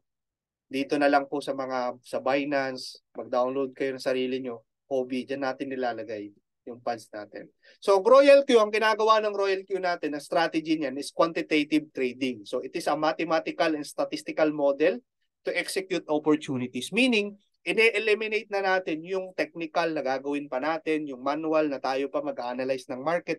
Babasahin mo kung yan ba ibababa, kung tataas pa ba yan, aabangan mo yung market, maghapon, magdamag, di ba? Nakakapagod yun. Okay? So right now, ang gagawa na po yan, si Royal Q. Okay? Kailangan lang, meron ka lang funds dito sa account mo dahil i-connect natin siya sa pamamagitan ng API or Application Programming Interface. Okay? Yan po yung tawag doon, yung security. Ito po yung kasi yung security natin, no? Na malalaman natin na secured yung account natin. So meron yan sa Binance at Hobby para i-connect dito sa Royal Q. Alright? So tuloy natin siya. So ang ginagawa po ng bot natin, no? Meron kasing uptrend at downtrend na market. Pag pataas yung market, madali lang kumita. Paano pag pababa yung market? So sa manual, technical analysis, kailangan magbasa ng news, kailangan kontrolado mo emosyon mo. Kung hindi ka pa marunong nun at hindi ka naman nagtitrade, okay, ipaubaya mo na sa bot. Bakit ba? Live data, no emotion, walang emosyon yung robot. Quantitative trading, may trading parameters po yan na ginagamit, no? Yung bot natin. So ang robot, ang gagawin niya, assuming ang gusto mong profit is 20%. Let's say for example, gusto kong mag-trade at ang gusto kong profit is 20%. Tayo pag nag-manual tape, 'di ba? Gusto natin, let's say for example, ito yung market. Yan, tapos bumababa, 'di ba? Okay? For example, yan yung market ano. Ngayon, nag-trade tayo. Aantayin nating umakyat yung market na umabot siya dito. For example, ito, 20%, 'di ba? Kailangan umabot sa 20%. Simula rito sa unang bili natin, dapat aabot yung market sa 20%. Ito, dito, dapat umabot siya rito. Okay, para may ibenta natin dito ng 20%. Di ba ganun yung mindset natin? So, buy low, sell high, di ba? Dito tayo bibili. So, manual trading yan ang ginagawa natin. Okay, ang robot naman po, ang ginagawa po ng bot, hindi ganyan. Bot will execute to achieve 1% by 20 times. Ano ibig sabihin nun? Ganito ang ginagawa ng bot natin. Di ba? So, same market, no? Yan. So, mga baba, mga taas, for example lang, no? Ganyan yung market. Okay. So, ang goal mo, 20%. Ang gagawin ng bot, pag nagtitrade siya, buy siya rito. Okay. So, ito mga to, let's say nag-buy siya, dito siya magsisell. 1%. Yan, okay. Bili ulit siya rito, buy ulit siya rito, sell siya rito. Diba? Bili ulit siya rito, sell ulit siya rito. Bili ulit siya rito, Sell ulit siya rito. Ano napapansin natin? Hindi niya na inaantay, naantayin pa niya mag 20%. Kasi kung let's say, sa loob ng isang buwan, nakagawa rin siya ng 20%. No? Nakagawa siya ng 20%, no? 20 times na 1%, no? Okay? 20 times na 1%, edi 20% din yun. Kasi ang market, meron niyang mga 1%, no? Kaysa antayin mo, umabot to ng ilang months, ilang buwan, no? Para umabot pa ng 20%. Ang robot, hindi naantayin yung ganun. Gagawin niya, dun sa maliliit na 1%, dun lang siya magbabuy and sell. Sa loob ng isang buwan, pag nakaipon siya ng 20 na 1%, edi 20% rin yun. Nagets natin, ang pinakamalupit pa nun, ang catch po doon, hindi naman ikaw yung nag-trade eh. Robot naman yung gumawa. 24/7, 365 days. Na-stress ka ba? Hindi. Kasi hindi naman ikaw yung nag-trade eh. Sinet up mo lang. Nakita mo na yung advantage, di ba? Okay? Ngayon, super intelligent nga po siya kasi nagagawa niya yun. Kung tao ang gagawa nun, mahihirapan. Okay? Ngayon, ang ginagawa ng robot, pag nag-buy siya, no, start trading, gagawin niya, antayin niyang umakyat ng 1.3%. Ito yung default, no? The bot is on standby mode. Ibig sabihin, standby siya anytime kasi pwedeng bumaba pa yan. Ngayon, pag bumaba ng 0.3, diyan na siya magsisell. Ayan, no? Diba? So, inantay niya lang mag 1.3, tapos bumaba ng 0.3. Okay? Diyan na siya magsisell. Ngayon, dahil nag-sell na siya, meron ka lang malinis na profit na 1%. Kasi minus mo yung 1.3 sa 0.3, may 1% ka na malinis na profit. So, ganun lang ginagawa ng robot. Okay? So, tuloy natin. What if, coach, umakyat yung market, 1.3 lang ba? What if umakyat, naging 10%? Okay? Dahil umabot na ng 10%, at saka pa lang bumaba ng 0.3. No? Tsaka pa lang siyang bumaba ng 0.3. Anong gagawin ng robot? Magsisell ulit siya. Ang kagandahan nun, dahil nag-sell na siya, ang mangyayari po, yung 10% mo, less mo ng 0.3, meron kang malinis na 9.7% take profit. Nakuha natin. Ibig sabihin, na ma-maximize niya pa kahit umakyat yung market, hindi niya agad-agad ibibenta hanggat hindi na i-trigger yung 0.3 na pagbaba. Okay? So, hindi lang 1.3. Pwedeng umabot ng 10%, 20%. Okay? Depende po sa market condition. Alright? Tuloy natin. So, kailan ulit siya bibili? Bibili siya kapag umakyat na siya ng 0.5. After ng robot magbenta, okay, mag-sell na siya. Pag bumababa pa rin, nakikita niya, antayin niya yan na umakyat ulit yung market. Kasi ito, sign na to, napaakyat na ulit. So, bibili na siya rito sa 0.5. Okay? So, yun po. Mamaya po, pag may mga question kayo, mamaya magkaroon tayo ng time dyan. Okay? So, ito po yung nangyayari po na ginagawa ng market. Pansin natin to. Ito po yung tinatawag nating high frequency trading. High frequency trading. Pag sinabing high frequency trading, okay, kahit tulog ka rito, may nagtitrade para sa iyo. Ito, buy siya ng buy dito. Bumababa kasi, oh. Habang bumababa, babay siya. Bibenta niya yan pag umakyat to dito. Umakyat to. Diba? Bumili ulit siya. Ito yung sinasabi ko. Diba? Umakyat ng itong tong candle na to. Diba? Let's say itong candle na to umabot ng 5%. I-maximize niya, diba? Dito siya nag-sell. Bili ulit siya rito, benta ulit siya rito. Bili ulit siya rito, benta siya. Ganun yung ginagawa niya. Kahit hindi mo alam, kahit tulog ka, kahit nakapatay yung cellphone mo, wala kang internet, basta nakaset up na yung robot mo, magbabay and sell, mababay and sell po yan. Nagets po? Diba? Lupit ng ano natin, ng bot natin. So ito po yung mga ilan sa mga profit na nangyayari na ginawa ng bot. Kumita ng $25, $58, merong araw, 130. More or less, nasa 6,000 yan. Isang araw lang, di ba? $44, merong Depende kasi sa capital natin eh. Meron ito dito sa kabila, $3, $12. Medyo maliit lang, no? Kasi maliit lang din yung capital niya. Sabi nga, malaki ang capital, malaki rin yung kita. Maliit ang capital, maliit din yung kita. Walang capital, wala rin kita, di ba? So normal yun pag sa negosyo. Okay? Tuloy natin. Alright. So, ayan, iba po. Ito po yung iba sa mga nangyayari, testimonial, no? Nangyayari, no? Ito, August 31, 2023, bago lang pala to eh. Kumita siya ng $6 on that day. August 30, kumita siya ng 64. Ito, August 29, 159, di ba? Paiba-iba kasi, depende sa market condition. No? Ayan, patulad din dito sa kabila. Okay? So, tuloy natin yan. Alright, so ito na po, no? Ito yung isa sa mga nakita kong isa sa pinakamalaki na kumita rin. Kasi, ang naging puhunan niya dito is almost 2 million. Okay? 2 million pesos. Grabe naman ang kinita niya. No? Sa 6 na araw, kumita siya ng 489. Kulang-kulang 500,000 pesos. Kasi 2 million ang puhunan niyo. Yung 2 million, inegosyo mo.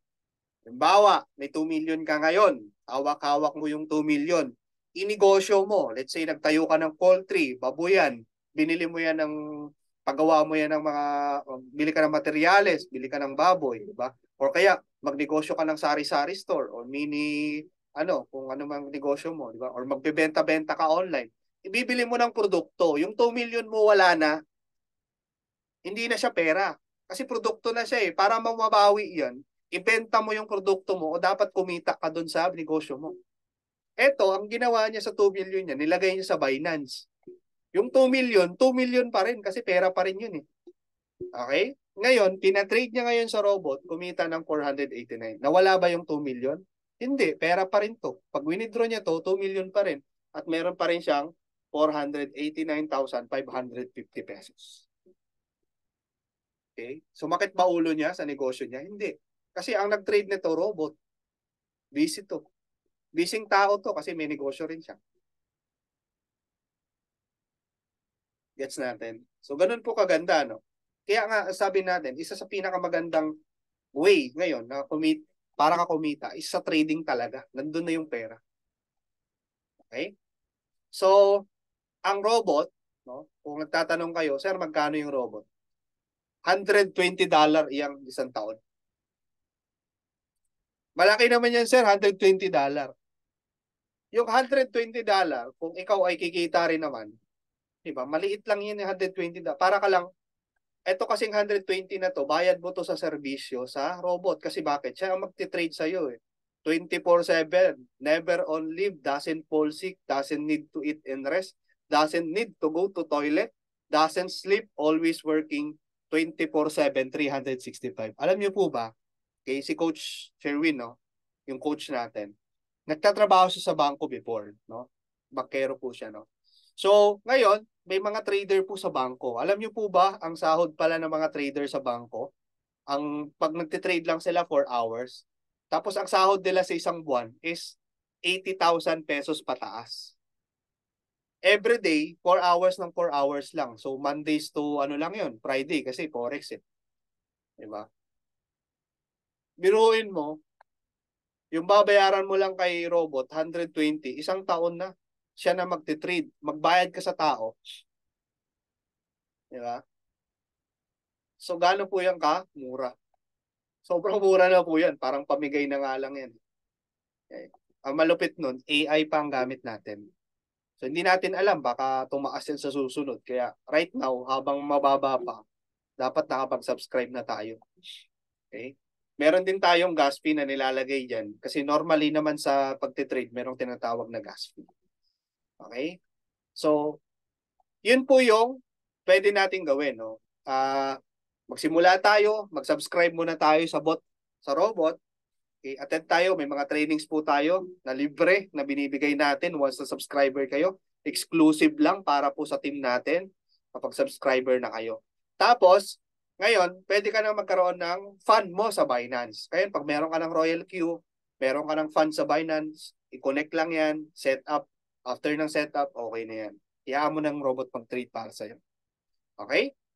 Isa pa sa pinaka advantage natin. Kasi may mga tao na hindi naman afford na magkaroon ng malaking puhunan or magkaroon agad ng puhunan sa kanilang trading. 'Di ba? Halimbawa, ang kaya lang talaga nila is yung subscription ng robot. Eh sir, ito lang talaga ang kaya ko eh. Sa peso kasi parang nasa 7K yan. Sir, 7K lang pera ko pero gusto ko na magsimula. Okay? Ngayon, anong gagawin ko? Ito po ang pwede mong gawin. Bibigyan kita ng solusyon. Di ba sabi ko sa inyo, dalawa ang way na pwede tayong kumita. So kung meron kang pangpuhunan, kapital, meron kang pera, pwede mong ipatrade sa bot. Meron naman yung tinatawag nating subscription business. So kung medyo tight yung budget mo, robot lang talaga ang kaya mo at gusto mo na talagang simulan ngayon, pasukin mo to. So subscription business is like a business of Netflix, Prime Video, HBO Now at iba't iba pang mga platforms na subscription din. Nagsasubscribe tayo para ma-enjoy natin yung services na ino-offer nila. Tama ba? Spotify, YouTube, kailangan mo mag-subscribe para ma-enjoy mo yung services na ino-offer ng YouTube sa Spotify, di ba? PLDT, gusto mo ng wifi sa bahay, gusto mo ng internet, gusto mo ng load, mag-subscribe ka sa PLDT, Smart Sun, Globe, di ba? Kahit mahina yung internet, minsan nagloloko, ang binabayad pa rin natin sa subscription natin, pare-parehas lang. Kung yung plan mo is nasa 3,000, kahit 5 araw magloko yung internet mo, 3,000 pa rin yung mabayaran mo, di ba? Okay? Minsan, marami nagre-reklamo sa online, di ba? Pagka ganun. Ayan, no? So, wala tayong magagawa kasi nagsasubscribe tayo sa kanila. Kaya nga, ang business ng subscription, alam nyo, yan yung negosyong walang kalugi-lugi. Bakit? Wala ka namang, ito, ang advantage ng subscription, alam nyo ba yung kinikita ni Netflix? Ito, i-reveal natin yung income ni Netflix sa isang buwan. Reveal. Ayan o. Subscription cost, di ba? Nagbabayad tayo. Sino dito may Netflix? Taas ang kamay. Sino nagsasubscribe sa Netflix? No, natapos nyo na yung One Piece. Yung One Piece, di ba? Sino nagsubscribe, di ba? Para makapanood ng One Piece. Di ba? Ang binabayad mo dyan para makapag-subscribe ka, 500 pesos dito sa Pilipinas or more than, di ba? Ang subscriber ng Netflix is umabot na ng 203.7 million subscribers all over the world noong 2020. Ngayon, let's say, $10 per month ang isa-subscribe kasi nagbabayad tayo 500 pesos per month eh. So 203.7 million na subscriber times mo sa 500 yan. Itong kinikita ni Netflix sa isang buwan, no? 116 billion. May product ba siyang binibenta? Sabon-sabon, mga pampaputi, wala, di ba? Pero paulit-ulit tayo nagsasubscribe dahil sa services na ino-offer niya. Ito, buwan-buwan, kumikita siya ng 116 billion. Worldwide ang market. Okay? Ito ang advantage. No? Bakit napaka-advantage ng subscription business all over other businesses na pwede mong maisip ngayon? Number one, no shipping cost. Kasi kung may shipping cost, gastos pa rin yun sa negosyo mo. Tama ba? Sino dito mga negosyante? Diba? Kung negosyante ka, yung shipping cost, minsan kinakat natin, naghahanap tayo ng mga mababang shipping cost. Diba? Sa subscription, di mo na kailangan yan. Bakit? Yung negosyo mo, nasa cellphone na ng kausap mo. Nasa cellphone na ng mga tao sa Play Store and iOS. Da-download na lang. Business na yon, di ba? No selling of tangible products. Wala nga tayong binibenta mga pampaputi, pampaganda, mga kung ano-ano, mga juice, kung ano. Di ba? So, hindi ka mabibigatan kasi ang negosyo mo nasa cellphone lang. Application lang siya eh. So, gives you a lifetime passive income. Dahil nakita nga natin sa Netflix, buwan-buwan na nagsasubscribe yung mga tao dahil sa serbisyo. Ganon din naman dito sa Royal Q. Let's say, for example, nag-subscribe, no? Ang mangyayari nun, dahil kumikita, magsasubscribe ulit or magre-renew. So, stable income unlike selling of tangible products. Worldwide yung market, wala pong, di ba, pag example, may produkto ka. Meron kang produktong ginawa or meron kang produktong ibebenta. Pag gusto mong worldwide yung market mo, kailangan mong mag-comply sa mga bansa na papadalahan mo ng produkto. Kasi na-experience namin before, magpadala ka sa Saudi ng produkto, kailangan may halal. Kailangan pasado sa requirement nila. Kasi ang mangyayari niyan, it's either ibalik dito sa Pilipinas o kaya hindi na ibalik, doon na lang yun. I-retain na lang yun doon. Diba? So sayang, nagastosan ka. So ang kagandahan sa subscription, walang ganun. Kasi nasa cellphone lang yung business natin. No boundaries, not affected by lockdown. Ito, di ba? May bago na namang virus daw ngayon. Paano pag nangyayari? Di ba? Paano kung may mga produkto kang binibenta? Paano mo na naman may bebenta yan kung hindi naman tayo makalabas? Okay? Kahit magkaroon ng lockdown ulit, ang negosyo natin, tuloy-tuloy kasi nga subscription lang eh. Okay? Number 8 is minimal overhead expenses. Kung negosyante ka, ito ang pinakamasakit sa lahat. Gabayad ka ng mga taxes, magbabayad pasahod ka ng tao, mga rentals mo buwan-buwan. Yan ang magpapasakit sa ulo ng isang negosyante. Pero dito sa atin, wala na ito. Di ba? Wala nang ganyan. Bakit? Nasa cellphone eh. Okay? Ganon kaganda yung subscription business. Alright? So advantage po yun with other businesses. Okay. Sir, gaano na ba katatag ang Royal Q? Kung gagawin ko bang business si Royal Q, gaano katatag ang Royal Q? Ito lang naman po, meron lang tayong 1.6 million users lang naman worldwide. 133 million updated ngayon. $1 million na total profit sa trading ng mga taong nagtitrade. Plus 200 countries lang naman po. Ibig sabihin, may track record, may history na tayo, trusted, no? Isa sa pinaka matibay, isa sa pinaka magandang AI or AI trading sa buong mundo, etong Royal Q. Renomote nga ni Elon Musk eh. Okay. Marami nang sumabay sa Royal Q since before nag-start kami dito. Marami kaming nakitang mga sumabay. May mga pa-foundation pa daw sila. Okay, after ilang buwan, 'di ba? Nawala rin. Okay?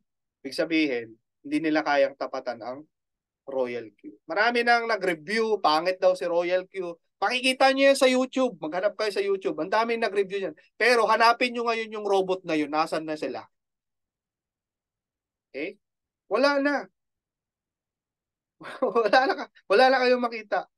Yung mga nag-review before na sinisiraan si Royal Q, asa na sila ngayon? Ni anino nila?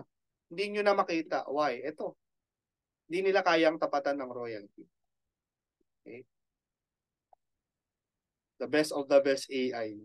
Napatunayan na po ng karamihan. 1.6 million. No? Para magkaroon ka ng 1.6 million na downloads or user sa application mo, dapat yung application mo katiwa-tiwala. Nakuha. Okay? So, yun yung kagandahan. Yan. Okay? Tuloy natin. Okay, meron pong tayong reward system or reward program. Ito po, malapit na tayo matapos, no? Meron tayong reward program, no? Sa Royal Q. Kung saan, ito yung subscription business, no? Meron tayong mga level kasi dyan. VIP 1, VIP 2, VIP 3, hanggang VIP 6. So, paano ka ba kumita? Alam ko, ito yung hinaantay ninyo, eh. Ito na yun, eh. So, paano ba ako kumita dyan, coach? Ito na yun, no? Pag-usapan na natin. Halimbawa, nag-subscribe ka, pwede kang kumita ng $30 to $70, no? Okay, meron ka pang tinatawag na mga team rewards and peer rewards. So, depende po yan, no? Pag-usapan natin. So, example, nag-subscribe ka, si Sir Jose, for example, no? Si Sir Jose kasi naka-open cam eh. Si Sir Jose na yung gagamitin natin. Okay lang ba, Sir Jose? Thumbs up naman dyan. Ayun. Ayan, no? Si Sir Jose, for example, no? Si Sir Jose, nag-subscribe siya sa Royal Q. Ngayon, dahil nag-subscribe siya sa Sir Jose sa Royal Q, VIP 1 na siya. Okay? So, nagpapatrade siya sa robot niya, meron siyang funds sa Binance at sa hobby niya, pinapatrade niya. Ngayon, ang nangyari, kumikita ngayon siya sa trading. Dahil kumikita siya sa trading, meron siyang kaibigan na nagtanong sa kanya, Sir Jose, Meron ka bang alam na na marunong sa trading? Ay, oo, meron akong ginagamit ngayon, AI.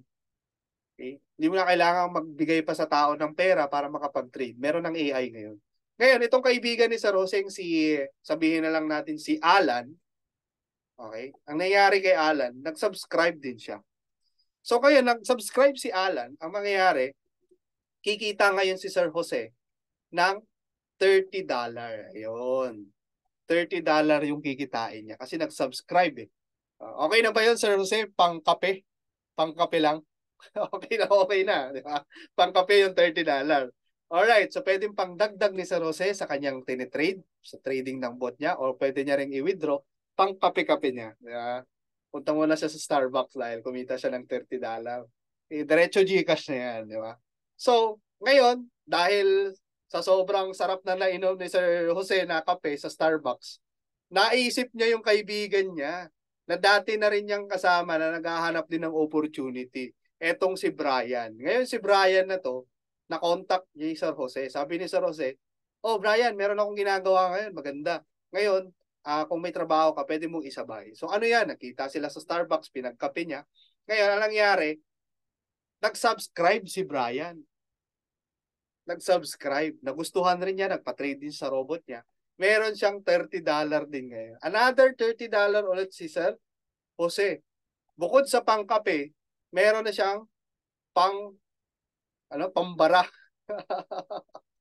Okay? May pambara na ngayon si Sir Jose, no? May pang-shopping na siyang $30 ulit, di ba? Pwede niya rin yung idagdag dun sa trading ng robot niya o kaya pwede niya rin i-withdraw yon. GCash or bank account. Bahala ka na kung saan mo withdraw yan. Anytime, anywhere.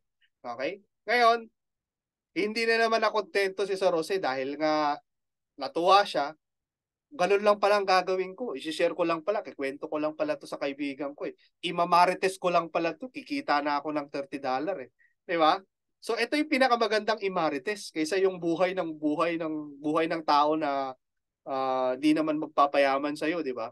So ngayon, kinento ulit ni Sir Jose sa kaibigan niyang si Carlos dahil si Carlos nagustuhan niya, sabi ni Carlos, gusto rin niyang mag-trade, no? Dahil estudyante pa lang si Carlos, pero malaki na yung pangarap niya.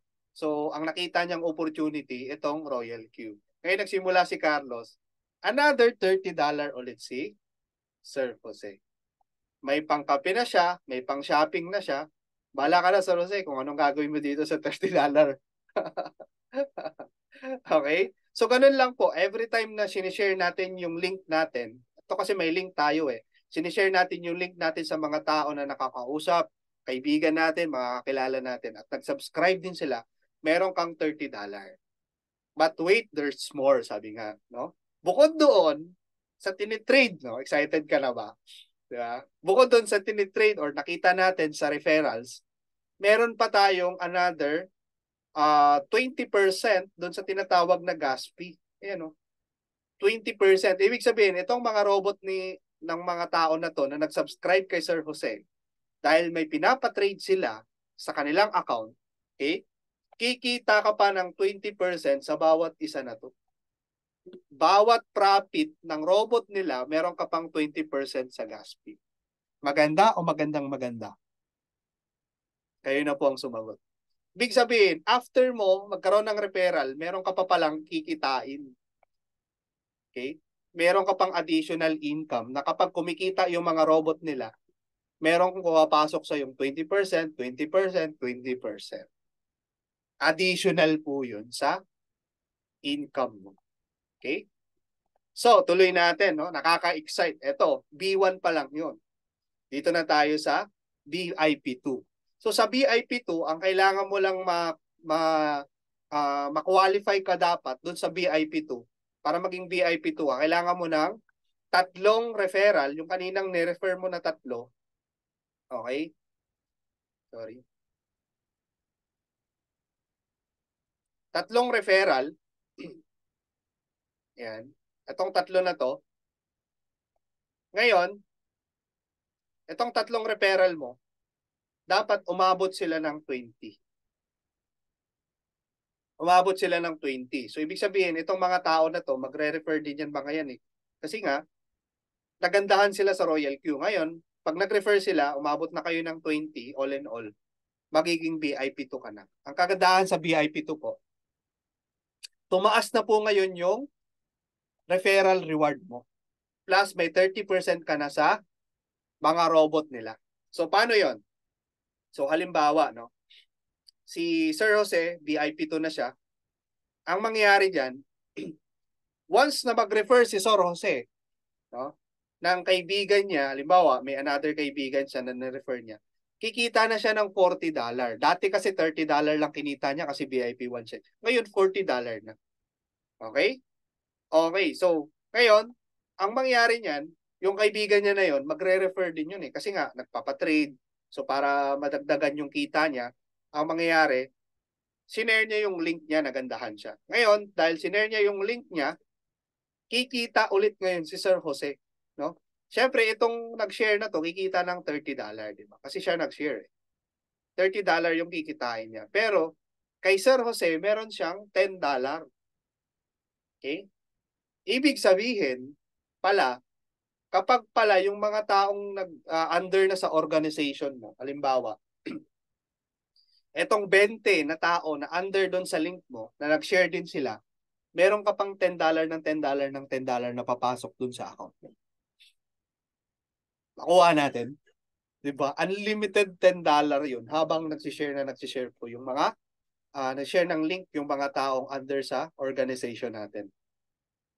Okay? Ayan. So, ngayon, tuloy natin, no? Plus, you earn 30% of the gas fee from all subscribers. Ibig sabihin kanina niyan, yung 20%, no? Yung 20% na kinikita natin dun sa nung B1 ka, ngayon 30% na. Lahat ng mga tao na to may pinapatrade. Tama? Ngayon, lahat ng pinapatrade nila, meron ka pang commission na 30% doon sa gas fee. Okay? Hindi naman tao nagtitrade, mga robot yan, no? Lahat ng mga robot na yan, 24/7 nagtitrade. Meron ka pang 30%. So meaning, kung lahat yan kumikita, lahat yan, meron kang 30%. So ganun po katindi yung kitaan natin dito sa subscription business. Okay? Ito pa. Okay. Ayan, kaabang-abang, no? Etong isa sa pinakamagandang rank, no? VIP3. Okay? For example, no? Ang kailangan mo lang dito is 5 na tao na pagsesharean mo, hindi po 10, hindi po 20, 5 tao lang po na dapat direkta po sa link mo. Okay? Ngayon, dahil direkta sila sa link mo, yun lang ang requirements natin. Plus, umabot dapat yung community mo sa 95. Okay? Sorry. 95 plus yung 5 na direct sa link mo na nag-subscribe sa'yo. So, all in all, dapat umabot na yung community mo sa 100. No? 100. So, pag umabot na ng 100, that's what we call BIP3. So, sa BIP3, paano ka kumita dyan? Ano ang kikitain mo sa BIP3? Pag BIP3 ka na. Ito po yun. Okay. Tuloy natin. Ngayon, pag BIP3 ka na, meron ka pong kikitain na $50 every time you refer. Ayan o. Kanina, $40 nung B2 ka. Ngayon, B3 ka na, $50 na. Every time po na maka-refer ka. Plus 40%.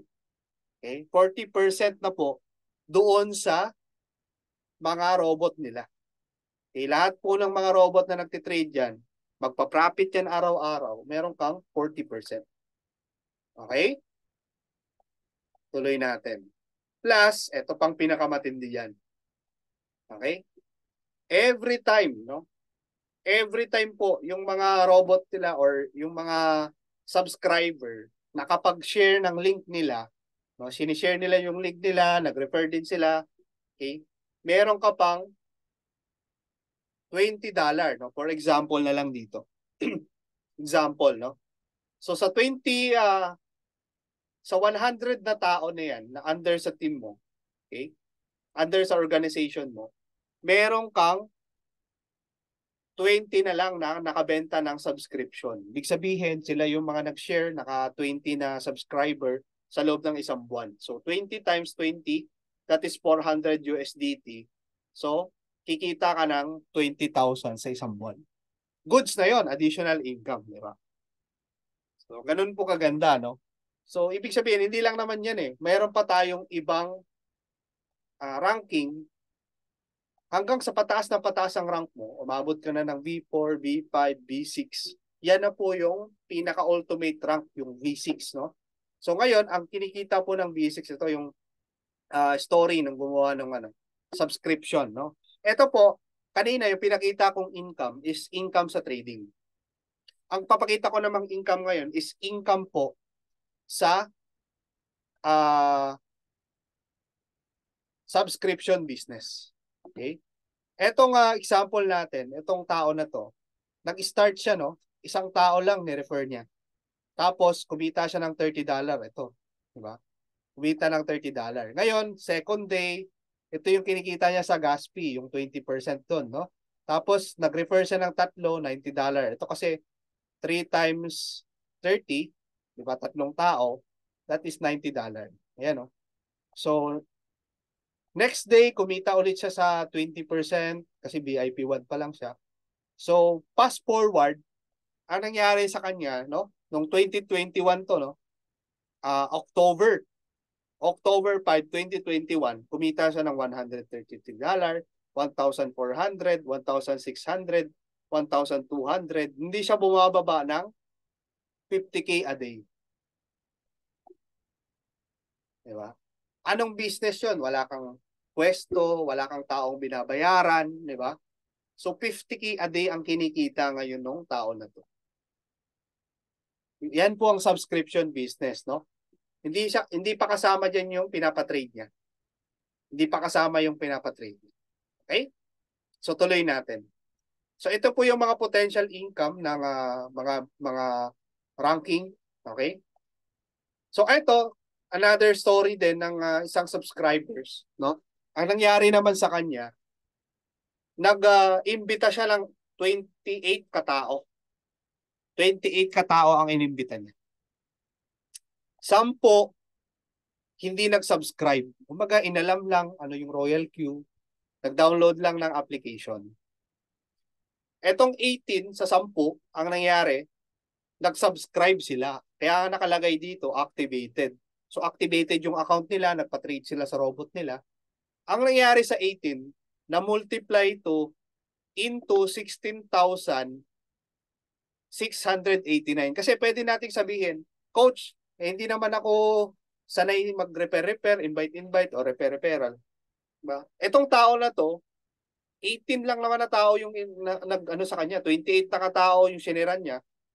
Diba? 18 yung naging positive or nag-activate. Okay? Hanggat yung 18 na yon na-multiply into 16,689. Alam mo kung magkano kinita niya? Ito po. Yan o. Doon sa nangyari sa kanya, ito na yung kinikita niya. Grabe, no? Meron siyang 11,000 sa isang araw, 11,700, 11,600, 11,400, 12,000. Okay? Ibig sabihin, hindi siya bumababa ng 550K. Anong negosyo ang pwedeng kumita ng 500K a day? 500K a day, mga kapatid. Pwede nating sabihin suntok sa buwan or too good to be true. Kaya lang po, ito kasi nangyari. Hindi natin pwedeng sabihin too good to be true kasi nangyari talaga na ito totoong nangyari. Okay? Ibig sabihin, potential, yung gagawin mong subscription business dahil may nakagawa na at meron ng resulta, ito ang pwedeng mangyari sa atin. Nakuha natin. 550K. Kuha na ba yung mga pangarap natin yan? Sobra pa. Di ba? Kung kumikita ka ng 500,000 a day, kahit kalahati na lang, di ba? Okay? So sa buong taon niya, kumita siya ng 38.9 million pesos. Kung i-convert natin sa peso. Okay? Meron siyang araw na kumita siya ng $65,000. Yan o. Saan galing to? Kasi meron po tayong tinatawag na profit sharing. Yung buong buwan na kinita ng buong Royal Queue, paghahati-hatian ng tinatawag na VIP 6, yung pinakamataas na rank. So kung ilan yung VIP 6, pati-hatian nila yun. Every month po yun, meron ka marireceive na profit sharing. At yung profit sharing nitong tao na to is 3.2 million lang naman sa isang buwan. Isang araw to. Sa isang araw lang to. Every first day of the month. Biruin mo, every first day of the month, makaka-receive ka ng 3.2 million. Sa susunod na month ulit, makaka-receive ka na naman ng another, let's say, 3 million. Sasakit ang ulo mo eh. Ang problema mo na ngayon, paano mo ngayon uubusin to? Kasi next month, meron ulit eh. Next month, meron ulit. Next month, meron ulit. Diba? Ganun po kaganda yung Royal Queue. No? Yun po ganun kaganda. Dahil pwede naman gawin ng Royal Queue na wala nang ganito. Katulad ng mga robot na nakikita natin sa labas. Kaya lang kasi, sa sobrang generous po ng Royal Queue, kahit yung profit, isinishare pa rin niya sa mga subscribers. Lalo na doon sa mga taong nakatulong sa kanya sa pagpaparami ng subscribers. No? Yung mga affiliate marketers na katulad natin. Okay? So, etong sabi niya, today is a great day. I just make my first $1 million with Royal Q. This is a great achievement in my life. I like not believing in a short time. My life has changed 360 degrees. For more focus with Royal Q, ayan. Ibig sabihin, sobrang na-inspire siya. Nagulat siya, hindi niya alam na mangyayari pala talaga sa kanya.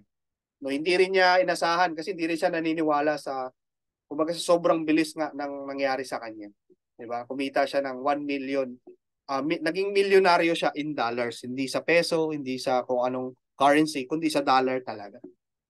Okay? So kung nagawa niya, magagawa rin po natin. Okay? Kasi isang ano lang naman tayo eh, isang business lang eh. Tama? So kung ngayon, gusto mo na mag-umpisa, etong gagawin mo. So kailangan karoon ka ng 120 activation, no? USDT po yan, meron pang $20. Meron tayong suggested initial trading capital na $100 plus $1 na transfer fee kasi yan eh.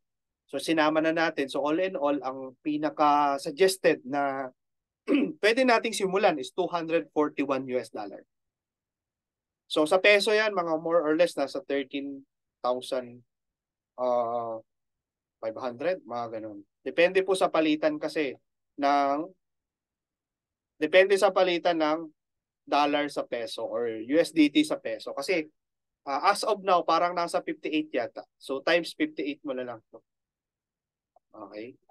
So ganun siya, no? Okay, so kung gusto mo na mag-start, ang gawin mo, ganito.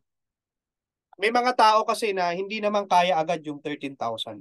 Pwede kayong magsimula sa subscription muna. Sabi ko nga kanina, pwede kayong magsimula dito. So ang gawin mo, subscribe ka muna, plus ang gawin mo, i-share mo yan sa 4 na tao. No? Sa 4 na tao, i-share mo, meron kang $30, di ba? So ibig sabihin, meron ka pa ring 120 nakikitain dun sa 4 na taong referrals mo. Ngayon, yung 120 na yun, ang gawin mo, ilagay mo dito sa gas fee, tapos sa trading capital. Nabuo mo rin yung minimum suggested, di ba? Meron ka pang referrals. At itong mga tao na to, na 4 na yan, magre-refer din yan. Hindi rin maiiwasan ikikwento nila kasi nga, nag-earn din sila. Di ba? So, ganun po kaganda, no? So, tuloy-tuloy na ngayon ang mangyayari sa akin. Okay? So, pwede mong gawin. So, kung nag-iisip ka na ngayon, gusto mo na mag-start, ang gawin mo, higiin mo yung link. Huwag ka muna mag-download sa App Store and Play Store. Kasi may mga application sa Google Play Store na kamukha ng Royal Q. So, ang gawin mo, kunin mo yung link ng taong nag-invite sa'yo. I-message mo mamaya, pasalamatan mo. Kasi nga, bihira yung tao na magbibigay sa'yo ng legal, moral, at ethical na opportunity. Di ba? Karamihan ngayon na mag-o-offer, puro scam. Di ba? So ngayon, kunin mo yung link, doon ka mag-register. Free naman yan, wala pong bayad yan. Ngayon, pag meron ka ng funds, i-activate mo na. Okay? I-guide ka naman ng sponsor mo. Alright? So ganun po ang gagawin natin. No? Kunin mo yung link, registered ka, Register ka na kaagad ngayon kasi wala namang bayad yan. Okay, huwag mo lang patagalin. At kapag may funds ka na, pwede ka nang mag-activate. Okay? So, sabi nga, your dreams will not adjust for you to achieve them. It is you who will adjust to your dreams. So, hindi naman yung pangarap natin yung mag-a-adjust sa atin. Diba? May mga pangarap tayo na gusto nating makuha para sa pamilya natin. Hindi yan mag-a-adjust para sa atin. Hindi yan babagsak sa harapan natin. Tama? So, bago tayong magkaroon ng Q&A, bago tapusin itong presentation natin, tatapusin mo lang natin sa isang kwento. Okay? Tatapusin natin sa isang kwento. So, stop ko muna yung share natin. Sino pa ba dito yung buhay pa? Pakigalaw ng baso. Kung buhay ka pa, please type 1. Pakigalaw ng number 1 mo. Ayun. Okay. Marami pang buhay. Okay. Yung hindi gumalaw ng baso, ibig sabihin, nauna na sa November 2. Okay. Buhay pa naman lahat. Okay. Buhay pa naman lahat. Okay. Ayan. Gusto ko lang makita na talaga nakikinig kayo, no? Kasi sayang din naman yung opportunity kung palalagpasin natin. Pero sabi ko nga sa inyo, bago tayo magtapos is meron muna akong bonus sa inyo, no? Tatapusin natin ang kwento. Sino gusto dito ng kwento? Please type 2. Okay. Ayun. Si Coach Richard, sino pa? Ayan, ang dami, no? Gusto niyo ng kwento. Okay, so pagbibigyan ko kayo, no? Alright, thank you so much po sa mga nandito. Ayan, so tapusin natin ang kwento. Okay? Itong kwento na to, nakakapulutan natin ng lesson. No? So, hindi na bago itong kwento na to. Narinig nyo na siguro yung iba dito, narinig na nila. Pero yung iba, hindi pa. Okay? So, ngayon, simulan na natin. Okay? Itong kwento na to, by the name of Pedro. Ayan. Si Pedro na naman magagamit natin. No? So, si Pedro po, ngayon, may isang nayon. No? Yung nayon na yon, ulan ng ulan, bumabaha. Ngayon, pinalikas na yung mga tao. Kumaga, pinapaalis na dun sa lugar na yun kasi laging binabaha, lumalalim, no? Tuloy-tuloy yung ulan nung araw na yun. Ngayon, may mga tanod na pumunta sa bahay ni Pedro na para sabihin sa kanya na lumikas na siya dun sa lugar na yun. Malis na siya dun. Okay? Ngayon, ang sabi ni Pedro dun sa mga tanod, sabi niya, ayaw ko, ililigtas ako ng Panginoon ko. Yun ang sabi ni Pedro. Di umalis yung mga tanod kasi nga, syempre, wala silang magawa. Diba? Yun ang sabi niya. Ngayon, lumipas yung ilang oras, tuloy-tuloy yung ulan. Hanggat sa tumataas yung ulan. Umabot na po sa tuhod yung baha. Ngayon, pumunta si Kagawad. No? Nakabangka na si Kagawad. Sinadya si Pedro talaga. Pedro, tumawag siya doon, naka-megaphone pa. Lumikas ka na, halika na rito. Kung sumama ka na sa amin, lumikas ka na dito sa lugar na to, umalis ka na. Kasi baka tumaas pa ulit yung baha. Hindi sabi ni Pedro, sabi niya kay Kagawad, ayaw ko, ililigtas ako ng Panginoon ko. Ayun, ang ginawa ni Kagawad, umalis siya. Diba? Hanggat sa tuloy-tuloy yung ulan, umabot na hanggang dibdib. No? Sa first floor, hanggang dibdib na, sobrang taas na ng ulan, ng baha. Ngayon, pumunta naman si Kapitan. Ang sabi ni Kapitan, nakabangka rin siya. Pedro, halika na, lumikas ka na, ang taas na ng baha. Baka malunod ka. Alam mo sagot ni Pedro, ayaw ko, ililigtas ako ng Panginoon ko. Hanggat sa ilang oras, tuloy-tuloy yung ulan, umabot na, no, na sa first floor, no, inabot na, mga 6 feet na yung ang taas ng baha. Si Pedro, nasa bubong na siya. Nasa bubong na si Pedro ng bahay nila. Okay? Ngayon, pumunta naman si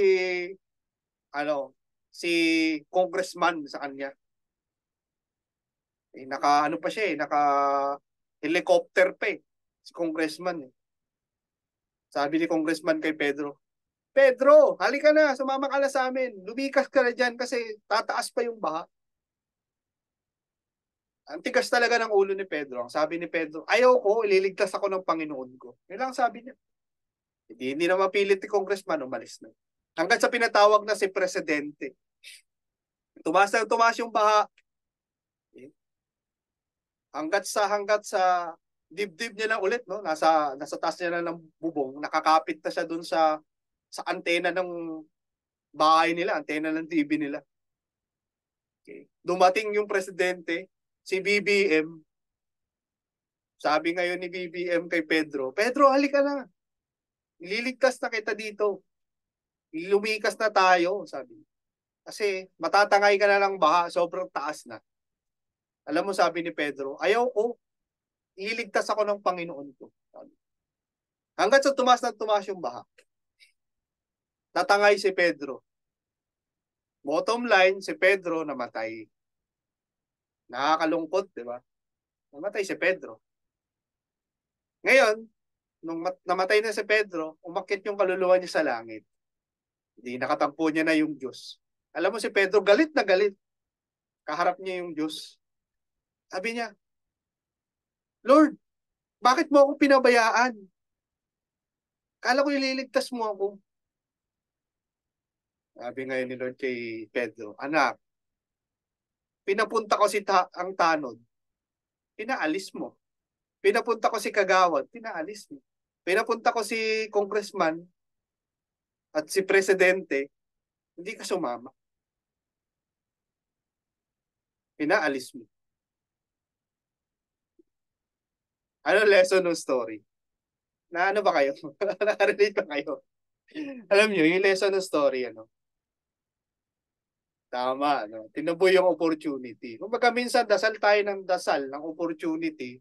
Lord, sana magbago na buhay ko. Lord, sana yumaman na kami. Sana magkapera kami. Sana, diba? Sana tayo na sana. Ang dami nating pagdarasal. Pero kapag dumadating ng opportunity sa buhay natin, katulad nitong opportunity na to na hindi naman talaga aksidente, na nandito ka, wala namang aksidente. Alam mo na, umattend ka dito, nagbigay ka ng time, tinapos mo yung presentation. Hindi aksidente yon. Malamang sa malamang, nangingi ka ng sign kay Lord, nangingi ka ng opportunity kay Lord, nangingi ka ng opportunity. No? Kung hindi mo rin bibigyan ng action, kung hindi mo rin igagrab, na katulad sa ginawa ni Pedro, tatangayin ka ng baha. Alright? So, kailangan, kapag may opportunity, sabi nga ni Richard Branson, if there is an opportunity na nakita mo, say yes. No? Say yes agad and then aralin mo. Sabi ni Richard Branson, no?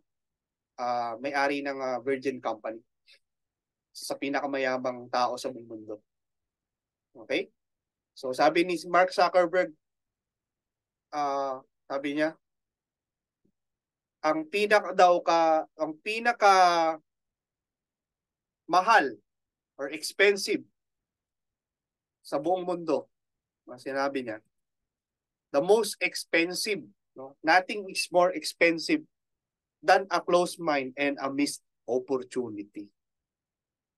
Sabi ni Mark Zuckerberg. Okay? Kaya naman, kung gusto mo mapabilang sa team natin, meron tayong team, meron tayong organization, yan, isi-share lang natin.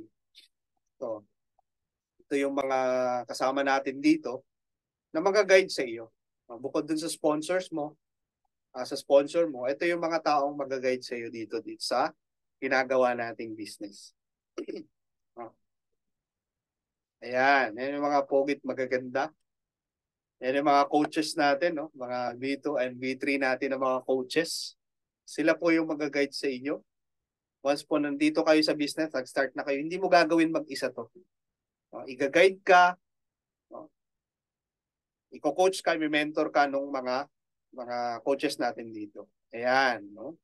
So kung gusto mo mapabilang sa circle na to, kailangan syempre ma-achieve mo yung mga ranking, no? Kasi syempre binibigyan natin ng pagkakataon yung mga tao na masisipag ng mga affiliate marketers na meron tayong mga mga circles, no. Ayan. Royal Q Philippines. Ito yung mga makakasama mong mga team. Ayan, no. So meron tayong mga events, offline events, mga meetups, meron tayo niyan, pinoprovide yan ng team natin. Kaya ang isa sa pinakamaganda dito sa team natin is meron tayong community. Meron kang pupuntahan, meron kang mapagtanungan, hindi mo gagawin mag-isa. Kasi nga, kung papasok ka rin lang naman sa isang negosyo, dapat meron kang mapagtanungan, merong magko-coach sa'yo, di ba? So yun yung pinakamaganda. Ayan. Ito yung mga tao na mga mag-guide sa'yo. Alright? So, I hope, no? Marami tayong natutunan. So, if ever po may mga question kayo, you can type it dito sa chat box natin. Open na tayo dito for a question. Ayan. Sagutin natin yung mga tanong if ever.